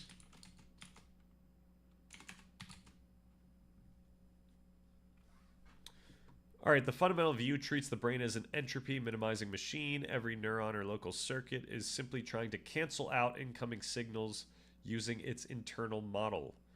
Ubiquity. This process happens even for mundane, non-salient stimuli. For example, the feeling of your clothes against your skin.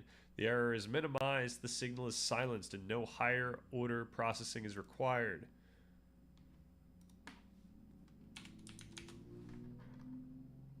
Salience and precision, the functional filter. The discussion of salience enters when we ask which prediction errors should the brain actually care about. In a world of noise, not all errors are informative. Precision weighting, we've got salience is formally defined in predictive processing as the estimated precision of a prediction error. If an error is deemed to have high precision, low noise, high reliability, its volume is turned up. A prediction error is multiplied by its precision to determine its impact on updating the model. So we got an update.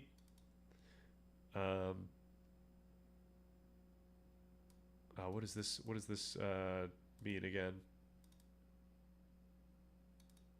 This is like an equals sign of some sort. Oh, what is that? Prop 2?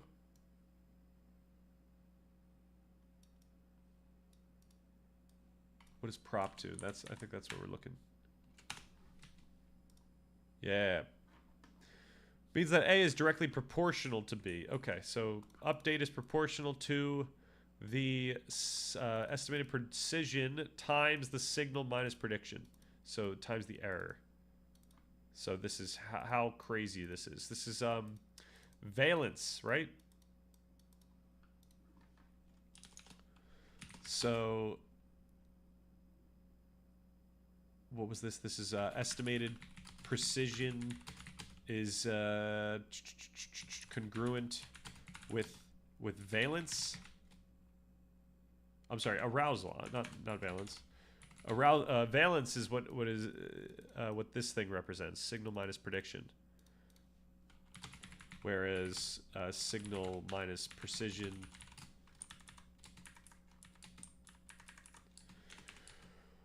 leads to valence. Okay.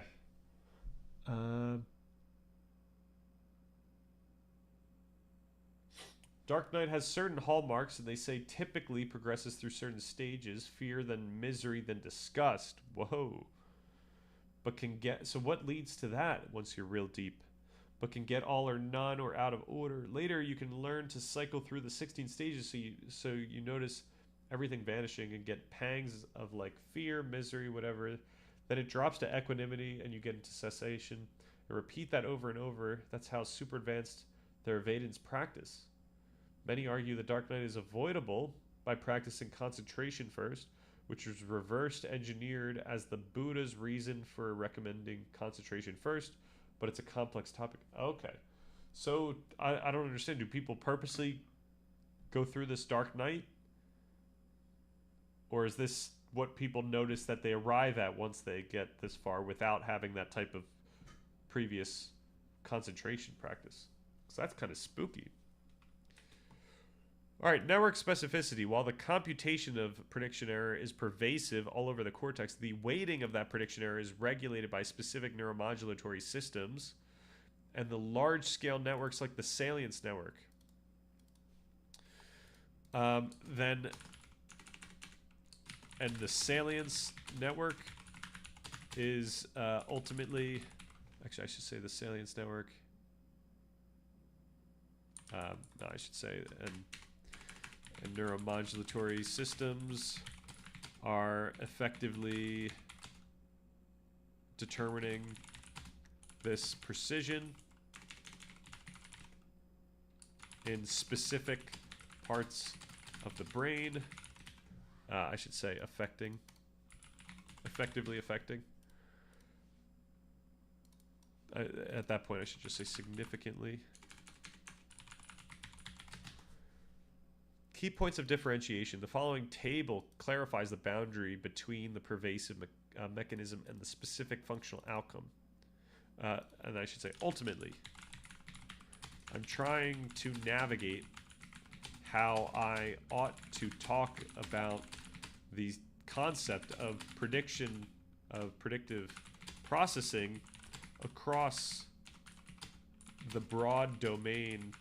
Okay, I should say these broad domains and layers of abstraction. The following table clarifies the boundary between the pervasive mechanism and the specific functional outcome. So we got fundamental predictive processing, we got salience affective predictive processing. So fundamental predictive processing is pervasive.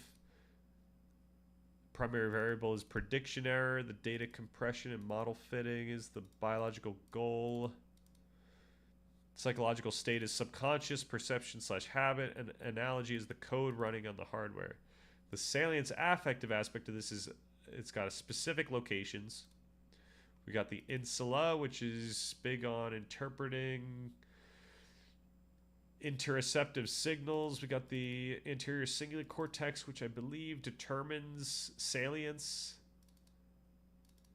We got the striatum. I don't remember what the striatum does. We could bring up our crazy chart. And the amygdala has to do with a lot of emotions. I think like literally affecting the emotions. But it's not the only one involved with emotions. So the precision weighted predictive error or prediction error, right? So it's dealing with this already precision weighted prediction error. Survival homeostasis. So I would say that also pervasive, there is some level of precision weighting throughout the brain, but you know, there's just a lot more neuromodulatory dynamics happening perhaps with the salience network. Survival homeostasis and resource allocation, right? This is fundamental stuff. Psychological state, we got attention, emotion, and surprise. And in the analogy is the interrupt signal that stops the code. Okay. The bridge from error to emotion. The transition from simple prediction error to emotion occurs when prediction errors concern interoceptive states, heart rate, glucose levels, temperature. When the salience network detects a high precision prediction error regarding your internal state, it doesn't just update a map, it triggers an affective state. If the error suggests a failure to maintain homeostasis, it is felt as negative emotion or anxiety, which then drives active inference, the process of changing your behavior to make the sensory data match your expectations. For example, seeking food or safety. The logic note, it is a category error to treat salience as a different kind of processing than fundamental predictive processing. Rather, salience is the metacognitive layer of predictive processing. It is the brain making a prediction about the reliability of its own prediction errors. So in the document, we actually can get away with saying, like, hey, predictive processing is a very fundamental thing, but for us, practically speaking, and for all the topics that we're going to talk about, we're looking at it at this metacognitive layer, because we're always thinking about reliability and matching predictions at a higher level of abstraction. Okay. The Mahasi technique is more prone to it, is how I would say it. I don't think any technique is immune to it. Okay. Personally, I see it as a trade-off between potency and volatility. Potent and volatile technique. At minimum, they have useful maps of dark night territory and an antidote in the sense that it passes by the equanimity phase. So I don't understand, like, once you reach those specific experiences, like you start getting to the dark night types of experiences, can't you still just notice those in the same type of apathy that you would notice everything else in? Like I guess it's not that negative. Like you know, it would just be noticing these things happening. And in fact, following the way that I kind of practice, and I imagine a lot of people practice, is like it would almost be positive to notice these experiences, as then you gain the ability to notice them and pay attention to them. Like almost every experience that you have, regardless of how painful it is, you can see as some positive learning experience. Not that simple. There are crazy effects you can get. Okay. So yeah, I guess I don't quite understand how, like, what the difference would be between meditating during something physically painful and meditating during something that is, you know, you could describe as like artificially painful. Like suddenly not being able to focus for even a second. Okay, so this is something that you're not even like in control of. You've lost your ability to focus. But it's true in a sense. Many just power through. I see. Okay. And it's not horrific. Cool. That's nice. Glad there's not something horrific at the end of this tunnel. As if there was an end to the tunnel.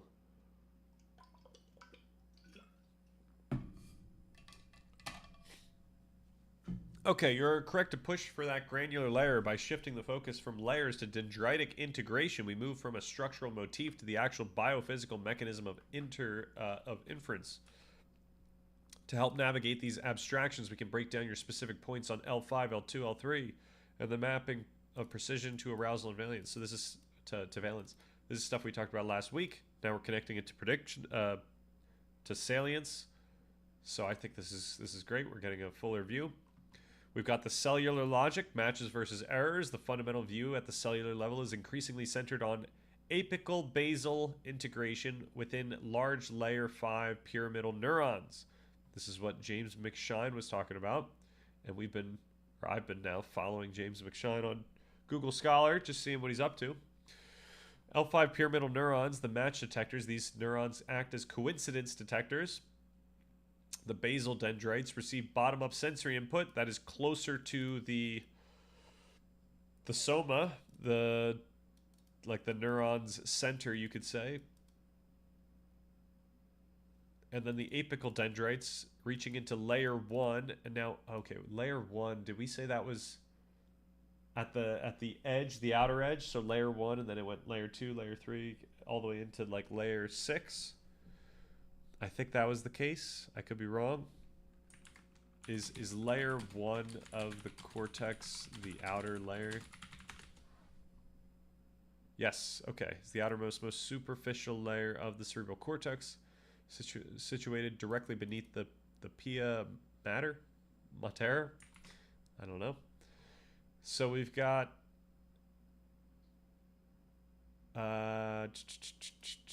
so these pyramidal neurons, they've got these dendrites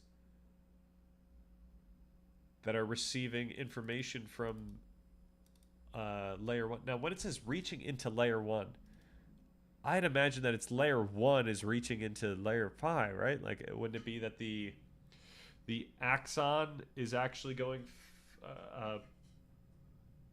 is actually going farther into these other layers rather than the dendrites? I thought dendrites don't go that far. I could be wrong. Is it more the case that L1 axons reach into L5 rather than the other way around? I thought that axons were generally longer and far reaching than dendrites. So while an L5 effectively reaches to get signals from L1,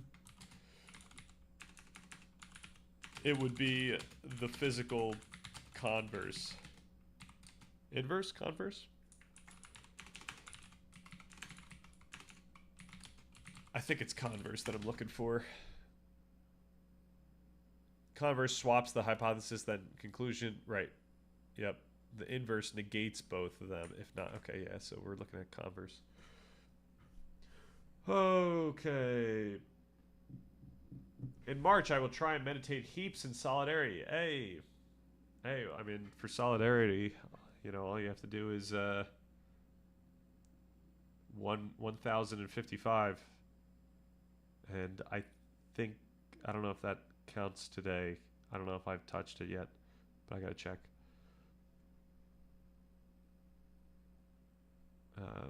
I see a recent, right? I did 1730 today. So, yeah, 1055 is tomorrow. Oh my gosh. Averaging 2 hours a day. Whoa. This year. Oh, that's awesome. All right, that's way more than my 17 minutes. So you're doing fine. You don't have to do any more. In solidarity, you know, you're already in solidarity. Have you tried having a voice conversation with AI to learn? Might hit your brain different. I have done that. I don't do that usually for these topics. I think because they might be like a little too in depth, and I think it helps when I like write this stuff out. But I have done that for other topics like history and whatnot. And I sometimes do it for. I've done it for the document before, actually. I think I was on a drive and I started that thing up and I just talked to it for a while. But I think that we should start doing that on stream. I don't know if that's gonna be really unliked, but we could get that going. And the nice thing is you could always mute it, so we could always like talk. Like I could always talk to chat mid discussion, and just consider like what we might want to say. So that might be fun. Not just transcription. I will do that one day. For now, I don't like how AI speaks. Yeah, right. AI does speak really odd. Like I'm not a fan of how conversational it tries to be about these topics. Like it's a little too I don't know, monotonic in its personality. And that's like all of them, I think. They're a little too animated. I will do that one day. Okay.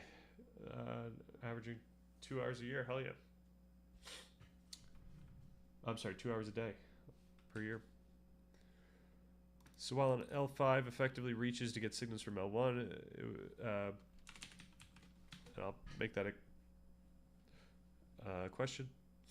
All right, and then the L2, L3, these are the error detectors. These are often categorized as comparator units when the L5 prediction doesn't cancel out the sensory input. L2, L3 inputs fire to pass that residual error up the hierarchy to update higher level priors. When the L5 prediction doesn't cancel out the sensory input, so we're going L1 to L5, but this is saying like when the L5 prediction doesn't cancel out the sensory input. So this is what L5 stuff goes to L2, L3.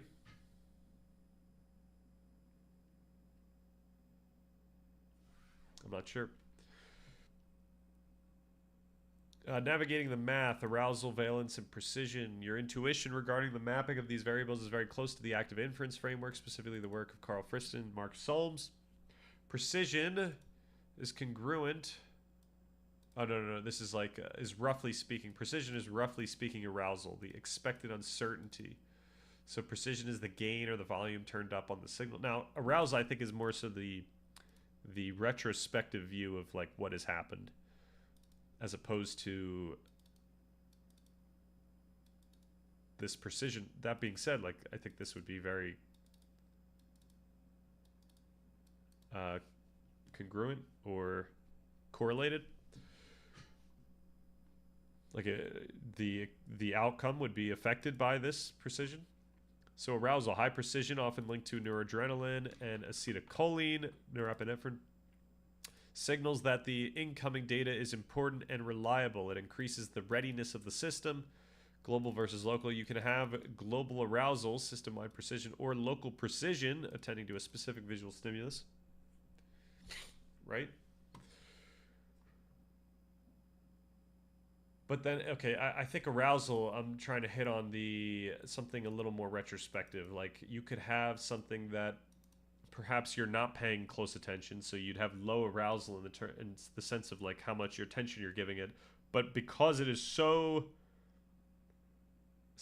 I don't want to say salient because it's kind of retrospective, because it's so important for your survival, it's going to affect a cascade of processing that leads to this high arousal, what we would describe as a high arousal prediction error. So it would get you, geared. So it would be something like a very small, like you're just chilling out and then you hear someone open your front door. You didn't expect someone to open your front door. Like, that's going to be a high arousal prediction error.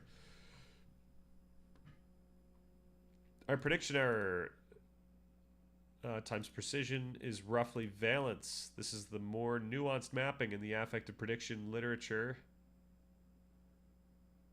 Oh, I see. Okay, so yeah, after we got the prediction error times precision, we get the valence. Negative valence occurs when there is a sustained high precision prediction error that the system cannot resolve. For example, persistent pain or unfulfilled expectations. And then we got positive valence is often mapped to the rate of decay of prediction error. It is not just matching that feels good, it is the successful reduction of error faster than expected, the aha moment or the dopamine reward. Now, when talking about valence, what about the unexpected positive? Something happening that is better than expected. Isn't that still positive valence? Even though it is the introduction of error? Or is it not apt to think about this as error in the same way that we think about negative valence error?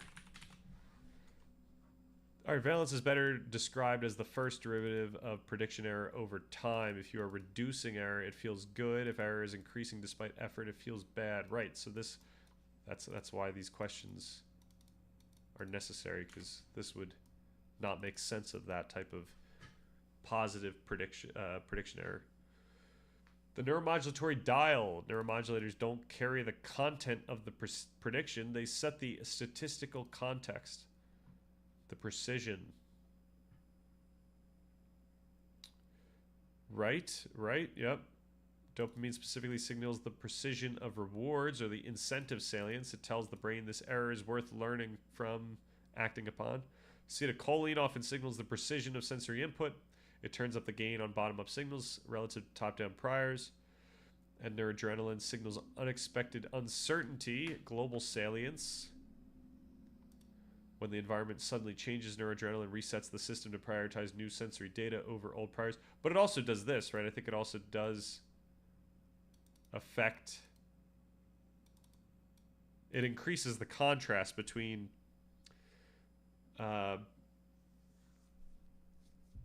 on signals. Like it creates... yeah, I forget what the words were for this one, but it makes it so that action potentials are more likely to happen when there is a lot of activity there, and also less likely to happen when there's not as much activity there.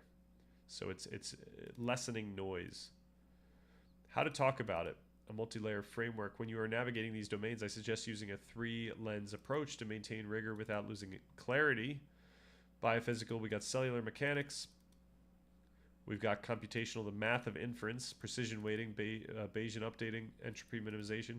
Then we got the phenomenological, the lived experience. We got salience, arousal, valence. When you want to talk about the brain's engine, use the... Okay, when you want to talk about that. Behavior learning, use the computational lens. When you want to talk about mind or emotion, use... Okay. The most common logic trap to avoid is conflating prediction error with salience. An error is just a mismatch. Salience is the belief that the mismatch is worth the metabolic cost of attention. So, yeah, it would be that all Salience comes from prediction error, but not the vice versa.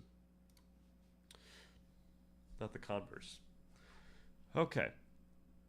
It is a matter of who is reaching for whom, and your question on positive valence hits on the most unintuitive yet vital aspect of predictive processing.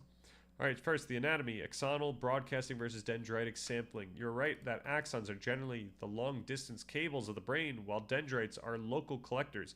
However, in the context of layer 5 pyramidal neurons, the relationship is a specialized handshake.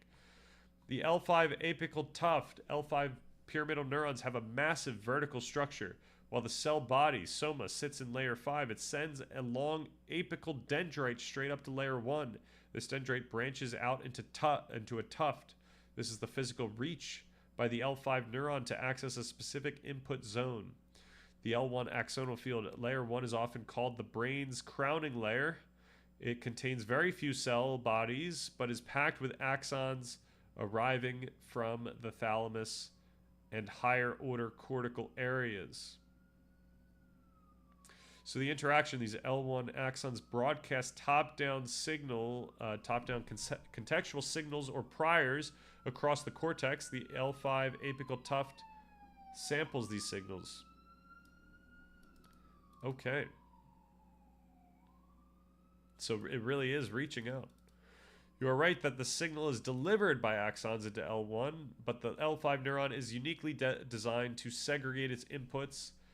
It collects facts, sensory data, at its base level, at its base in L5, and context priors in its tuft in L1. It only fires a high frequency burst when the L1 axons priors and the L5 basal inputs, sensory, fire at the same time. This is the cellular match or coincidence detection that we talked about 2 weeks ago, or last week. I forget which one it was.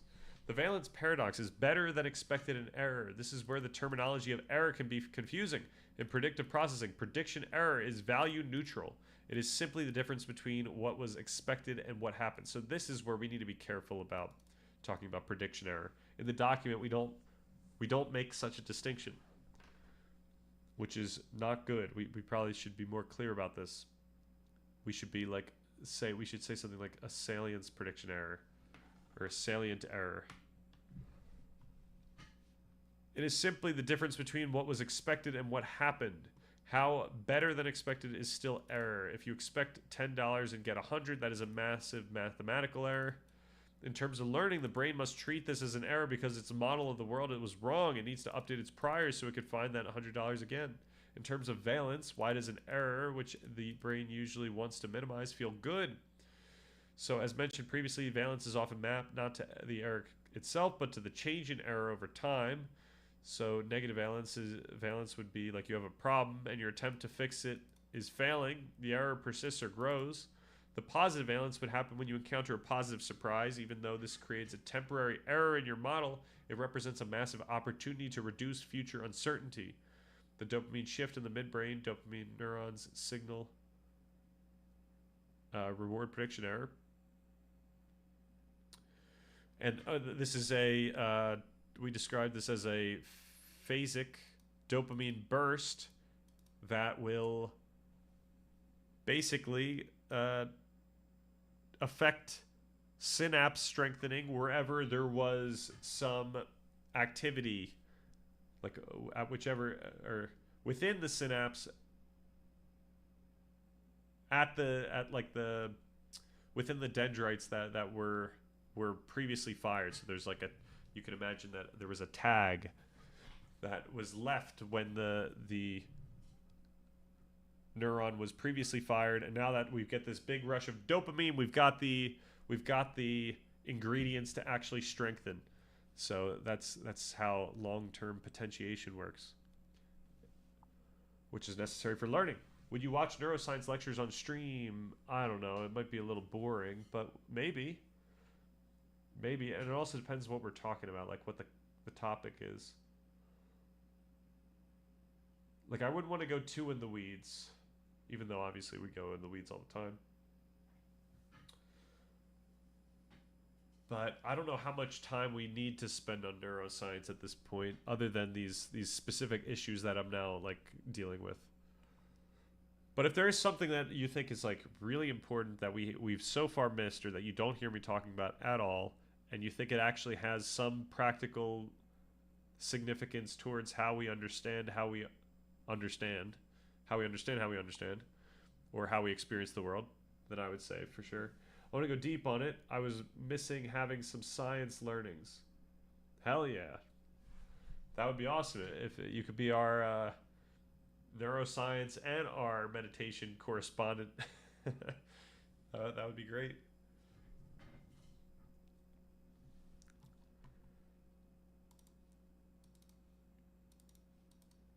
Okay, when something is better than expected, dopamine spikes. The spike increases the precision of that specific error. The brain essentially says this error is good because it signals a state that is highly valuable for homeostasis.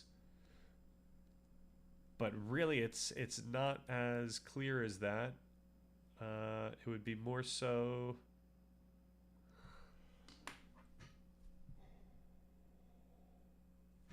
Like, this is like a retrospective interpretation of what just happened, but it's really having some effect that's more direct to our learning and our experience, our emotional experience.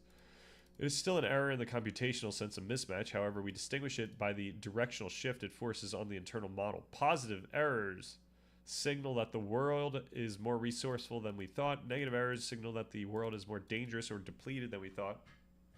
Right? The refined vocabulary to talk about this across layers of abstraction, you might use this distinction. Computationally, it is all prediction error.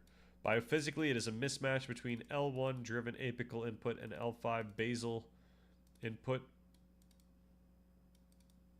But then, yeah, what happened to the L2 stuff? Okay. Phenomenologically, we experience the successful resolution of error as positive valence and the unresolvable persistence of error as negative valence anxiety. Okay, I'm trying to determine. Actually, no, I'm gonna speak this one in because I'm getting lazy here.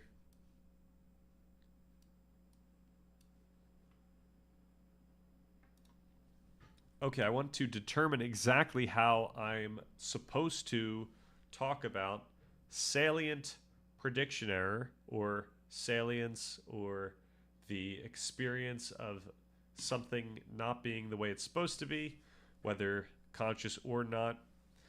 I want to make sure that this is in line with our contemporary understanding of neuroscience, that it's in line with the norms that neuroscientists would follow, yet that it's also as intuitive as we can make it within those constraints.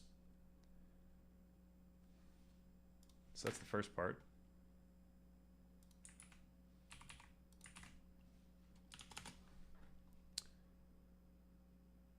What else would I want to say?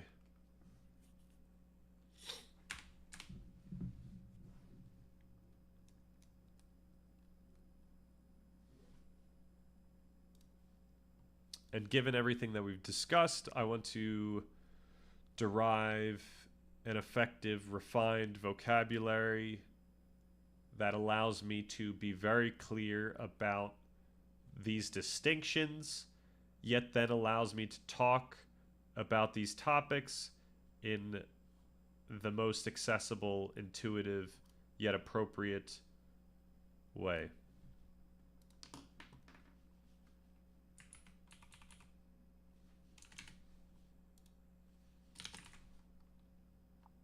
Okay, let's give that one a go. Okay. Such a big topic. This looked interesting. Over on sub. Here we go. The rise of bullshit neuroscience. Absolutely. This is great.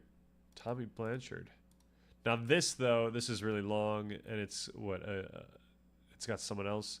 I think this is going to be a summary video. We could literally, I'm going to do this right now, if that's all right. I know there's something inappropriate about doing that, but discussing intersections of neuroscience and philosophy. All right, let's get that after this. 204. Okay, we could try to finish up this one here, and then we could switch to that to close out the stream. To speak about these concepts with both scientific rigor and intuitive clarity, you need a vocabulary that distinguishes between the mechanism, so the math in the cells, and the meaning, the feeling, and the behavior. Neuroscientists often trip over these distinctions because salience is used loosely. By grounding your language in precision-weighted prediction error, precision-weighted prediction error, you can bridge the gap between a neuron in layer 5 and the feeling of a gut instinct. Here is a refined vocabulary and the framework for navigating these domains. The core vocabulary, 4 essential terms. To remain, maybe we do a predictive processing video at some point. Oh, I totally forgot to mention that I might want to do another video essay like soon, and I think it would be on cognitive biases, because this allows us to talk about basically all the things that I say that we should be looking out for, of like, hey, like, realize that our experience is affected by all these things. This is like a great platform for that. So we can work on the section on automatic behaviors at the same time as writing this video essay, essentially. And I think that would be a good one. I think it'll be worth doing, despite that it would take a while. But hopefully we get to be efficient in that regard. We could work on the document at the same time. All right, to remain accurate to contemporary neuroscience, especially active inference and the apical integration theory, use these 4 terms as your anchors. We got prediction error, the mismatch definition, the raw difference between expectation and input, right? The translation is the surprise, and the context is the L2, L3 activity. It is the objective and value neutral. It is objective and value neutral. It simply says something is different than I thought, right? Prediction error. Boom. Now, we could also talk about prediction error, I think, in the context of, like, any bottom-up signal, but perhaps only once it reaches that. I'm not sure. Precision, the volume control, the estimated reliability of or weight assigned to prediction error. Okay, this is like the gain or the importance. This is regulated by neuromodulators and determines how much the brain learns from the error. Great. The interrupt signal. We've got precision-weighted prediction error. So this is going to be our precision times the prediction error. This is the noticeable difference. This is when the mismatch is loud enough and important enough to capture attention. If it's not salient, the error is silenced locally and never reaches conscious awareness. And then we got valence, the trend, the rate of change in prediction error over time. The direction, decreasing error equals positive, increasing error equals negative. Navigating the layers of abstraction. When you discuss something not being the way it's supposed to be, you can scale your language based on your audience. So the biophysical layer, how it's built. The L5 pyramidal neurons failed to detect a match between the apical and basal inputs. So we're focusing on the coincidence detection here. This explains why the error exists. The top-down story didn't shake hands with the bottom-up reality. Okay. So I wonder, does that... Oh man, there's some more questions I have. So why would it be that the biophysical layer here is happening within the L5 pyramidal neurons if this is detecting match? Is it the case that these match detections are often affecting inhibition that would stop the salience network from firing off emotions or mobilizing neuromodulators in ways that would affect our attention and our learning?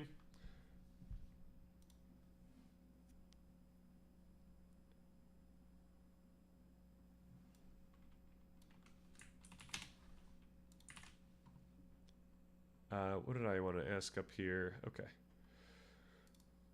Perhaps we should just wait.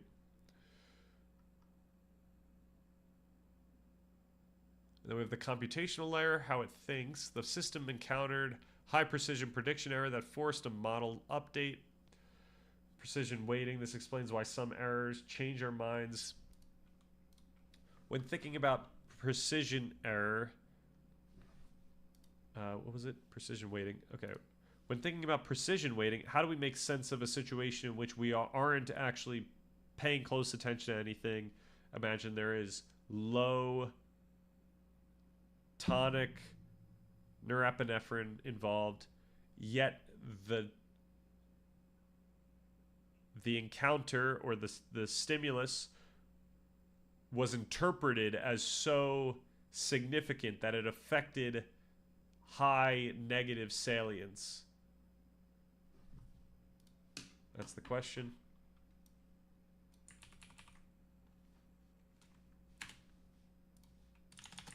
Then I want to say, overall, I'm concerned that this simplified core vocabulary that you've prepared is not nuanced enough to capture all of these nuances, which I do believe positive. Actually, I'll just get rid of that last part.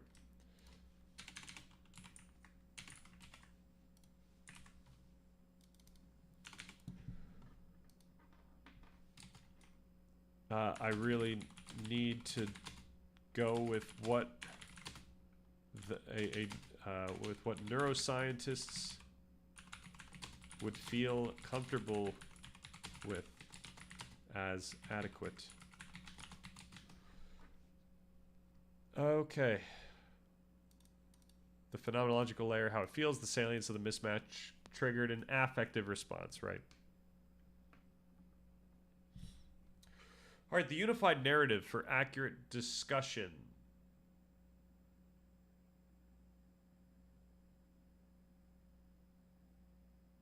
If you want to describe a specific experience, for example, walking into a room and sensing something is wrong, here is the most effective way to synthesize these points.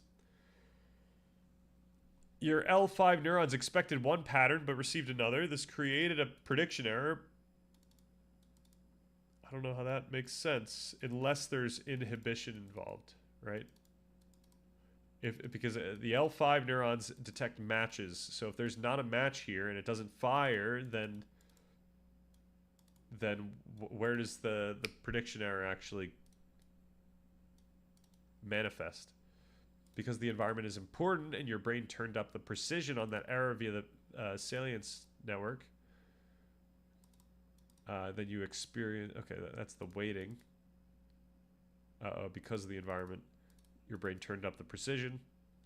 The experience, this precision weighted error is felt as arousal. So yeah, what leads it to be felt as salience? If you can't immediately figure out what is wrong, the error persists. All right, let's fire it. Maybe we could do, no, let's not context switch here. Let's chill out. Your concern is well founded. If we oversimplify the match error distinction, we lose the actual engine of the system inhibition. To meet the standards of neuroscientists, we have to look at how L5 pyramidal neurons don't just detect a match, but how they govern the gain control of the entire column through local inhibition interneurons. Okay, you asked why a match detector would be the center of this if errors are what drive salience. In a high-fidelity model, the L5 pyramidal neuron, specifically the large L5B thick tufted neuron, acts as the primary output to subcortical structures like the thalamus and superior colliculus. The shunting logic, when L5 detects a match, coincidence, it doesn't just fire, it validates the current internal model.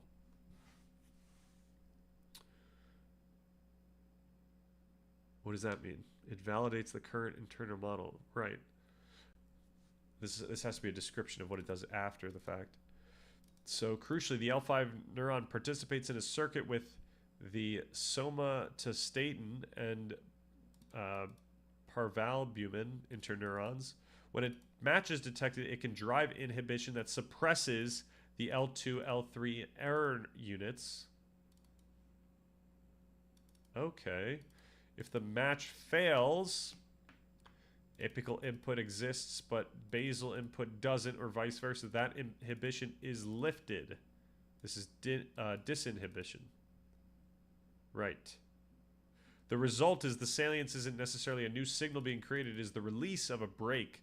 The error units in L2, 3 are now free to fire at high frequencies because the alpha... Okay. So this is great. This is great to know. We need to now know...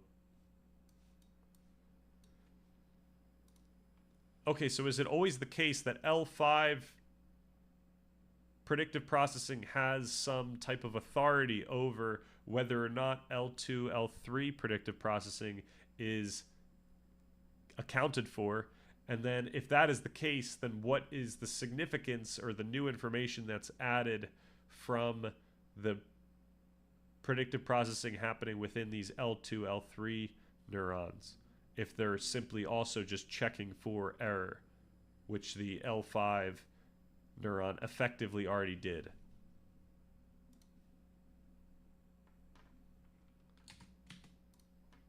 And is it the case that there's some recursive loop here where the L2, L3 neurons are also affecting or inhibiting the L5 neurons in some way? Nice, okay. Feed-forward inhibition. Crucially, the L5 neuron participates. Okay, we did that. The result. Salience isn't necessarily a new signal being created. It's the release of a break. Yep. Low arousal versus high salience. The burst paradox. Your second question. How a low arousal state can lead to a high salience negative impact. It's explained by the distinction between tonic versus phasic neuromodulation and the concept of precision failure. So phasic interrupts. Even if tonic norepinephrine is low, so you're not in a high attention state, a stimulus that creates a massive unpredicted mismatch at the L5, L1 interface can trigger a phasic burst of norepinephrine or dopamine, right? The system goes from idle to emergency update in milliseconds. In this case, the precision isn't preset by your state of attention. The signal to noise ratio of the error itself is so high that it captures precision. Okay, so then the precision is mobilized, essentially. So precision as expectation of unreliability. In neuroscientific terms, we differentiate between expected uncertainty, you know the data is noisy, so you ignore errors, and unexpected uncertainty. You know that you thought you knew what was happening, but suddenly you don't. Okay, expected uncertainty. So if you're in a low arousal state, your priors are often very stable and broad. When a stimulus shatters that broad prior, the prediction error is mathematically massive. Even with low gain, a huge error signal is still loud enough to reach the salience network, the anterior insula, which then triggers an immediate negative valence state because the system has no immediate way to minimize that error. So the professional vocabulary, neuro rigor addition. If the previous vocabulary felt too pop science, here's the terminology used in formal papers. This is the language that captures the nuances of the match, error, and precision dynamics. Match detection, we got specifies the biophysical event in the L5. We got error signaling. So ascending prediction error, L2, emphasizes the feed-forward nature of the signal. So I don't quite understand the interfacing between the L5 and the L2, L3 yet. So we got precision. This is the postsynaptic gain control. Describes the actual effect of neuromodulators on the neuron's responsiveness. Postsynaptic, so we're talking about axons. Salience, we're talking about high precision weighted prediction error. Shows that salience is a product, not a raw ingredient, right? Okay. And negative feeling. So interoceptive mismatch, homeostatic dysregulation grounds the emotion in the brain's attempt to regulate the body. So how to talk about it appropriately. To speak like a neuroscientist, you would frame the experience as something not being right like this. The phenomenon of salience arises when apical somatic coincidence fails in L5 pyramidal neurons, leading to the disinhibition of L2, L3 prediction error units. Even in a low tonic arousal state, the magnitude of this unexpected uncertainty results in high phasic precision weighting. Oh, and then I should say, and who exactly interprets the error as unexpected uncertainty versus expected uncertainty. Is that all the insula, or is that a different interpreting region? I'll say network.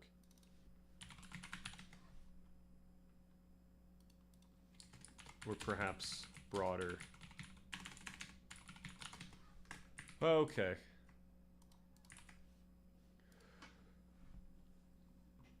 Even in a low tonic arousal state, the magnitude of this unexpected uncertainty results in a high phasic precision weighting. This signal is then integrated by the anterior insula, where it is interpreted as a negative. Oh, so this is pre-insula, where it is then integrated by the anterior insula, where it is interpreted as a negative interoceptive prediction error. So I'll just have that one question first. Where it is interpreted as negative interoceptive prediction error, negative valence, mobilizing the system to resolve the mismatch. Let's ship it. Oh, we got viewers.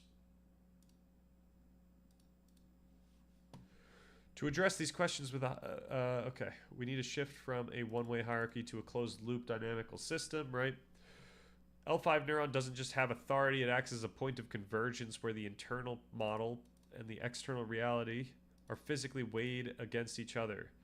So it has, in a sense, yes, it does have authority over L2, L3. In the canonical microcircuit process model of predictive processing, L5 neurons, specifically the thick tufted pyramidal cells, provide the inhibitory gating for the column.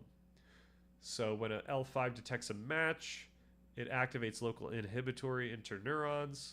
These interneurons specifically target the dendrites of L2, L3 neurons. If the L5 neuron is satisfied that the prediction is correct, it shushes the L2, L3 neurons. This prevents old news from being broadcast further up the hierarchy. The accounted for error.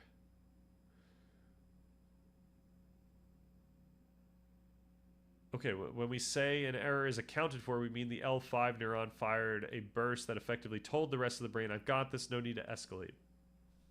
Cool. What new information do... Okay, information is plural. Okay, never mind. What new information do these neurons add? This is plural. Do L2, L3 neurons add? If L5 already knows there is a mismatch, why do we need L2, L3? The distinction lies in detection versus transmission. L5 is the gatekeeper. It determines if the prediction was successful. It acts as the local decision maker that either allows or blocks the flow of information based on the internal model. And L2, L3 are the messengers. They carry the residual signal, the specific details of the error that the current model couldn't explain. Okay, so there's probably different fidelity of information. Would that be apt to say? Would it be apt to say that there's different different fidelity? Would it be apt to say that there's a different fidelity of the information that L2, L3 neurons are carrying versus what the L5 neurons are carrying?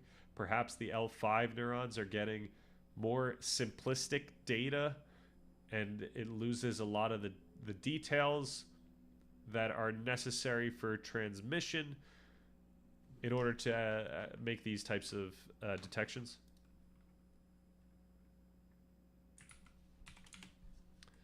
Okay. L2, L3 are the messengers. Okay, the new info. L2, L3 doesn't just signal error, it signals the content of the error. For example, the color is slightly more red than expected. This information travels to higher cortical areas to update the priors for the next cycle. So, crucial distinction. L5 performs error match detection to regulate local gain, while L2, L3 performs error computation to drive global learning. So, this type of error computation can be much more complex. And it would be very difficult to interpret what's happening here. It would be much easier to interpret the L5. The recursive loop. The system is deeply recursive. The loop isn't usually a direct L2, L3 to L5 connection within the same column, but rather a high-order loop. L2, L3 sends the error up to a higher cortical area, for example, from V1 to V2, visual 1 to visual 2. So the higher area updates its model based on that error, and then the higher area sends a new refined prediction down via axons that land in the L1 apical tuft of the original L5 neuron. Right, okay, so it's sending it back down to be then handled by the L5 neurons, or to be read in as priors. Okay, this is the update loop. If L2, L3 signals an error, the higher level priors change, which changes what the L5 neuron is looking for in the next millisecond. Okay, and if L5 determines that there's error, that there's no error, then it silences the L2, L3s, so then it won't change the priors. Who interprets expected versus unexpected uncertainty? This is the metacognitive layer of predictive processing, and it involves a handoff between the cortex and subcortical neuromodulatory systems. So, expected uncertainty, the ignore signal. This is handled by top-down precision weighting. This would be effectively happening, I'd imagine, in the L5s, but if you're walking in a thick fog, your higher cortical areas know the visual data is unreliable. The cortex sends signals to turn down the synaptic gain of the L2, L3 error units in the visual cortex. So I expect error here, so don't update the model based on it. So, okay. It's not that there's no error. It's not like the L5s will actually inhibit this, but it's expecting this. And it's just not going to do anything about it. It's lowering the gain of these errors. All right, but then there's unexpected uncertainty. So this is largely the domain of the neuroadrenergic, locus ceruleus, and cholinergic basal forebrain systems. When a mismatch is so large or statistically improbable that the cortex can't explain it away as noise, it triggers a phasic burst of norepinephrine.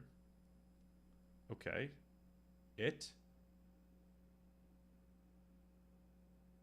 Which part of the cortex?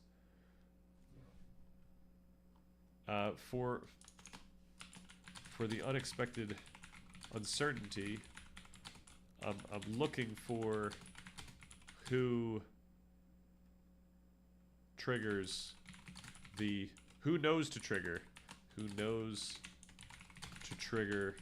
the phasic burst of NE in response to some sort of interpretation of the data.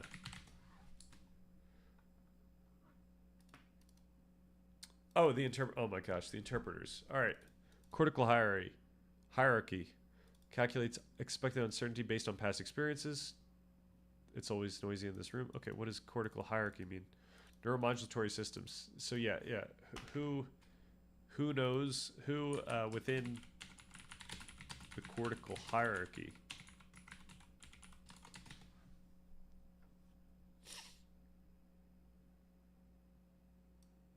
Or is it just these guys, the insula and ACC?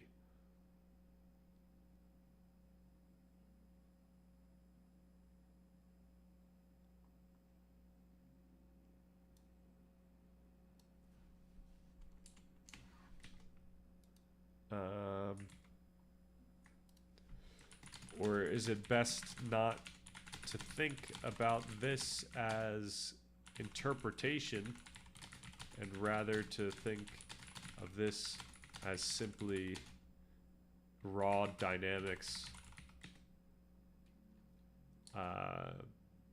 where memory is setting a baseline that interfaces with new information?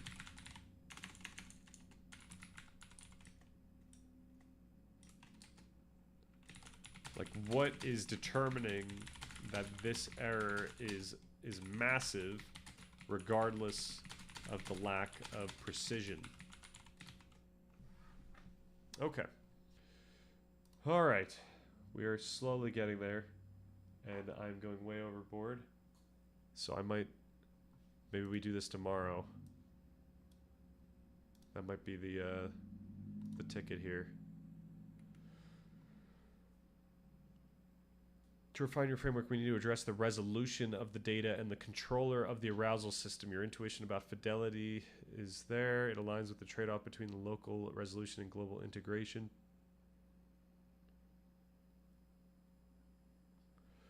All right, fidelity, the decision versus the residual. It is apt to say that there is a difference in the type of fidelity rather than just the amount. So L5 would be low resolution, high context.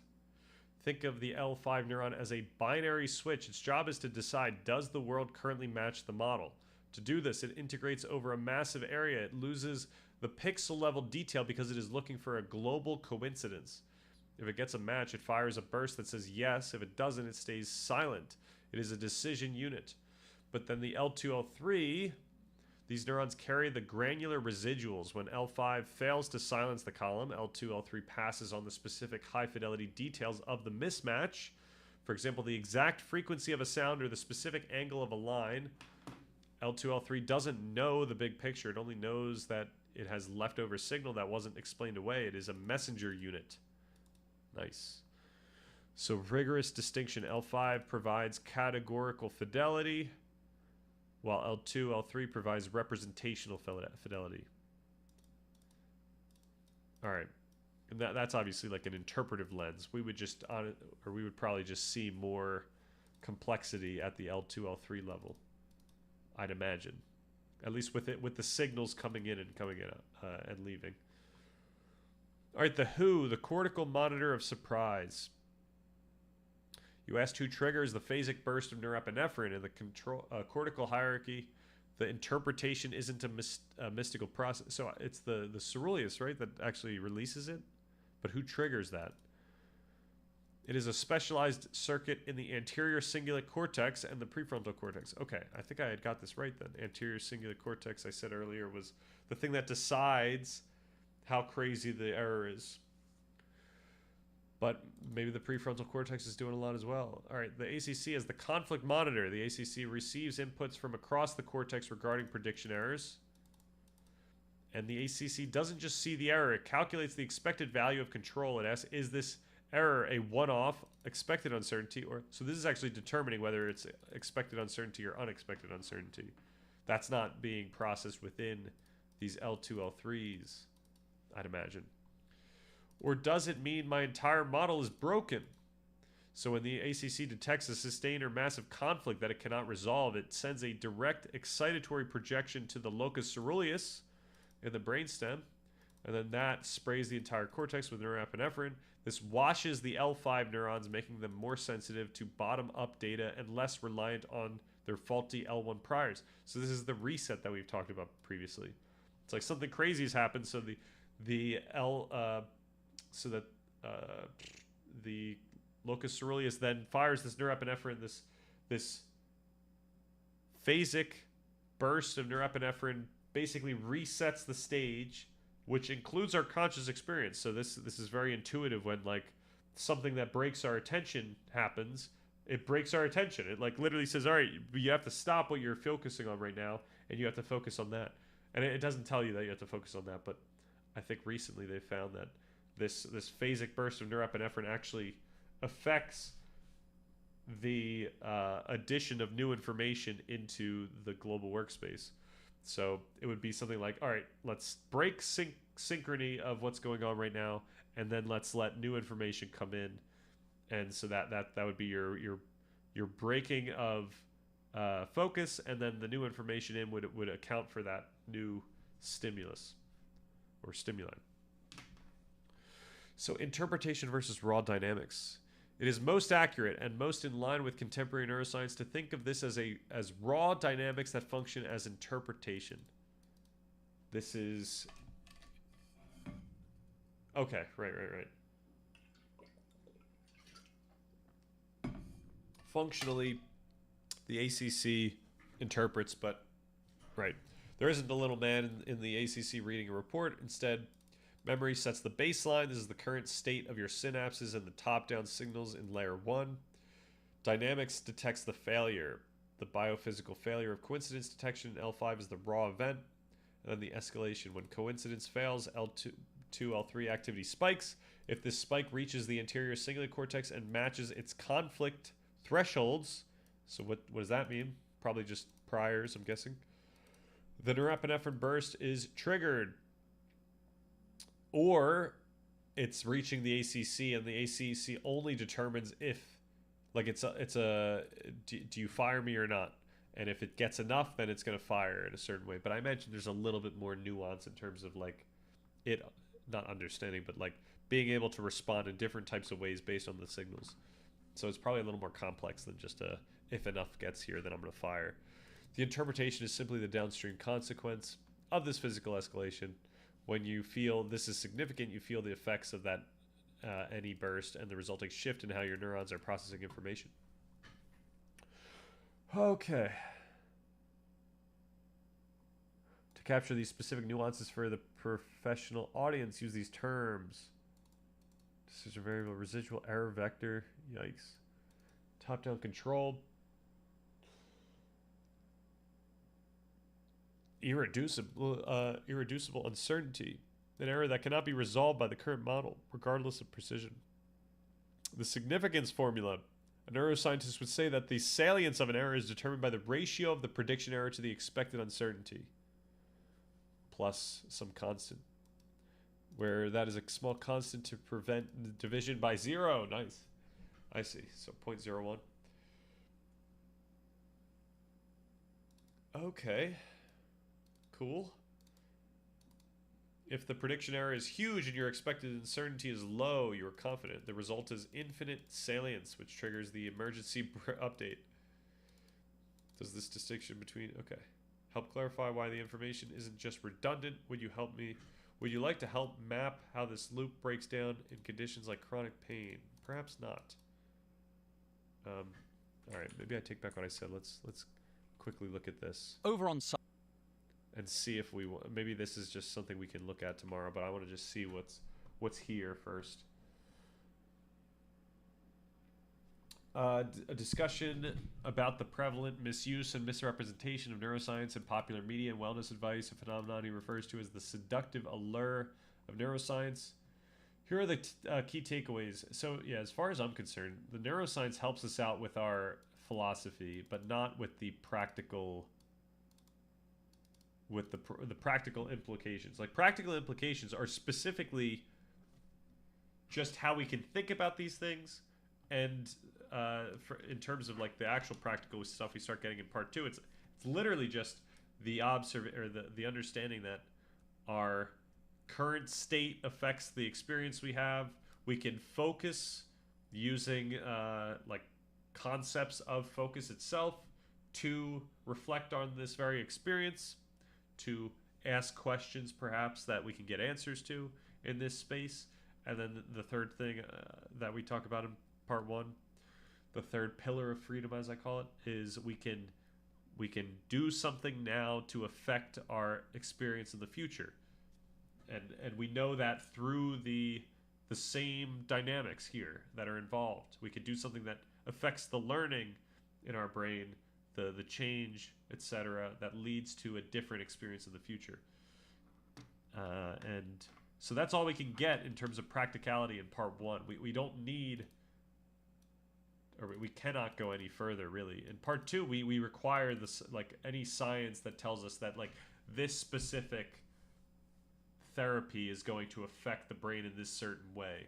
Like, we require those extra studies that tell us that it will work. We can't just go based on intuition about the brain and say, because we know that the brain works like this, we can guess that it's going to do this when you do that, and therefore you should take this. Like, it's not obvious that like taking a what would be a good example? That taking a, what is it called? An SRI? SRI? Med?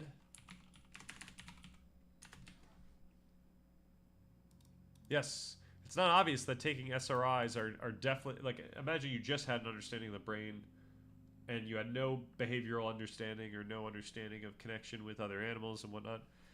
SRIs wouldn't obviously be beneficial because you just don't know if they're going to have any externalities that you wouldn't want. Like you could hypothesize that, hey, perhaps if we add in SRIs, then it'll affect all these processes that we could see.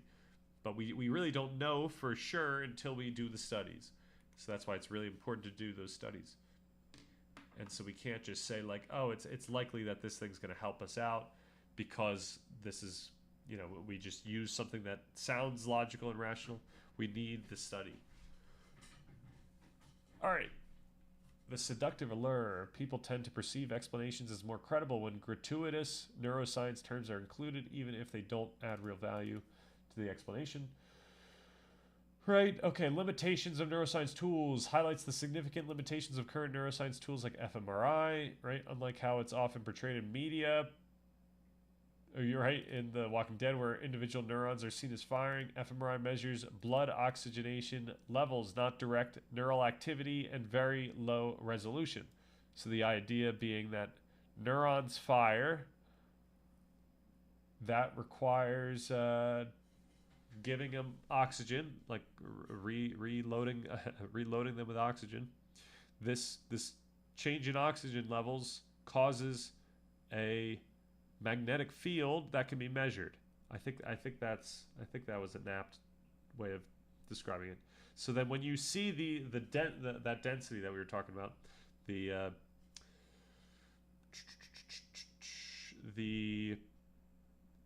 these brain waves are a collection of a bunch of neurons firing at one time, but I shouldn't say at one time, at like firing in succession in close proximity. So it's like a density of a bunch of neurons firing many times in a direction, and this wave is determined by phase potentials. Did we look up phase potential earlier? Commonly referred as okay, brain. Let's do brain.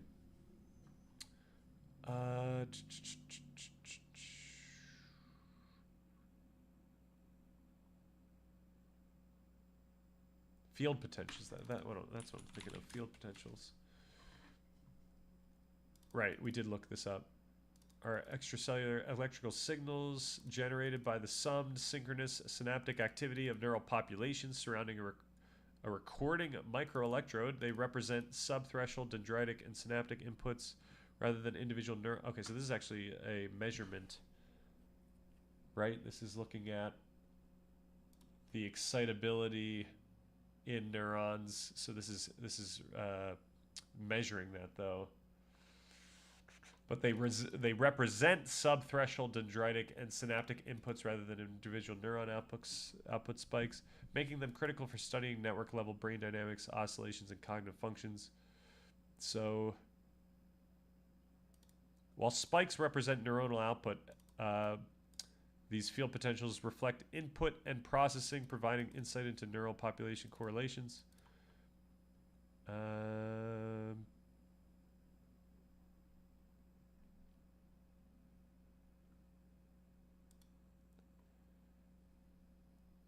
Okay.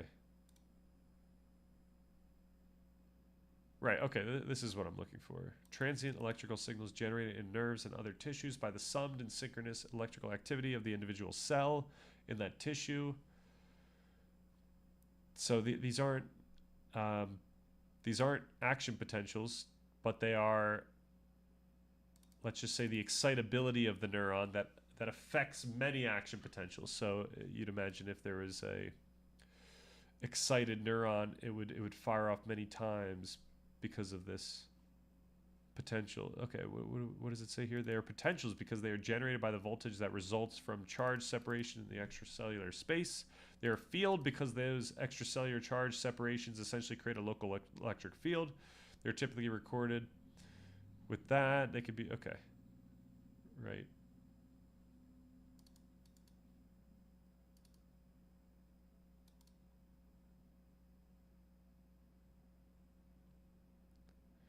Interpreting LFP through the characteristics of neuronal activity remains a challenge. At the very least, it is clear that electrically compact neurons do not contribute to LFP. Consequently, the minimal model of for calculating LFP is a two-compartment model. According to this model, the LFP is determined by the current flowing between the dendritic and somatic compartments. The synaptic component of this current is approximately proportional to the difference between the dendritic and somatic membrane potentials and is combined with the spiking component. All right. I have to go further into this stuff. I got to figure out what's going on. It can't show individual neurons, and data often needs to be aggregated across many subjects due to high variability and noise. Right, so I think that the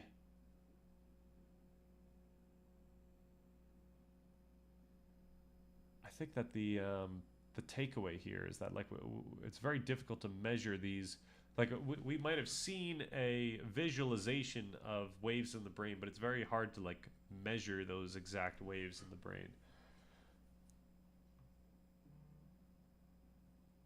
Blanchard explains how neuroscience findings can be misrepresented through reverse inferences, where a brain area's activation during a task is incorrectly assumed to mean that whenever that area is active, the brain is performing that specific task, or creating that type of conscious experience. This leads to misleading conclusions and popular advice, right? The neuroscience garnish, the term describes.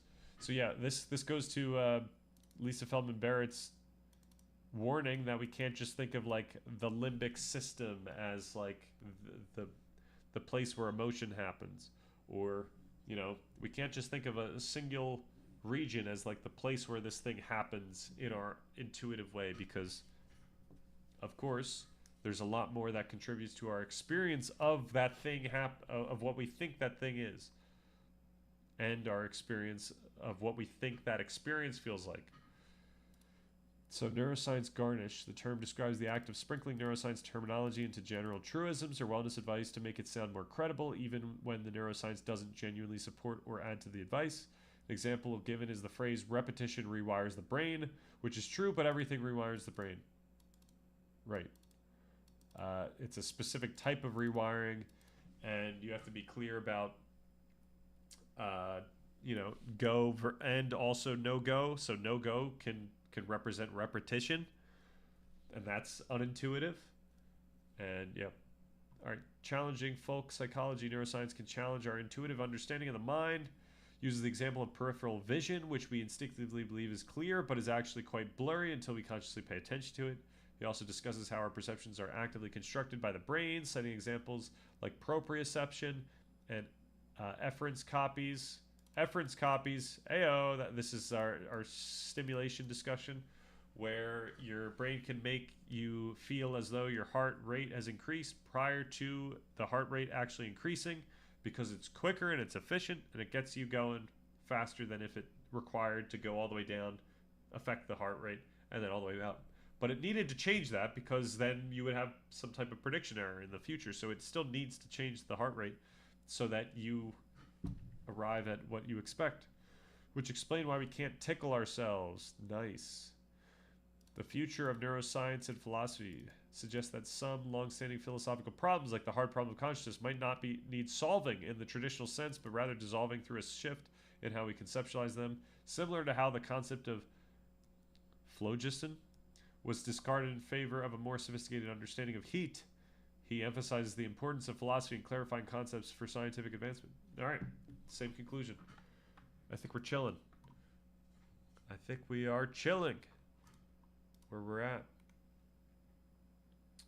And then I did read all this, right? I think we're good. I think we're done. I'm going to keep that. I'll probably go back to it later. All right, success. Tomorrow we talk about habits of thought. How appropriate is it to talk about habits of thought? How to best mark stream moments via Stream Deck. Nice. Cool. And then maybe just so that I can be at peace, how to think about brain waves. I know we covered this for the video, but it's been a while, so I don't quite remember all the stuff that I looked into for describing it the way I did, which is perhaps inappropriate, but I don't know. We're moving too fast here. All right, let's call it a day. Thanks for everyone who hopped in and chilled. We will be back on the grind. We'll see if we can come up with enough to actually make a video essay. Maybe, and hopefully not. That task like seeps into March, but we'll stay focused on what we're doing. Maybe that's stuff that I do on the side. Yeah, I just got to get up to speed since I've been gone for a little while. But yeah, I'm gonna call it there. Thanks for everyone for chilling. Have a good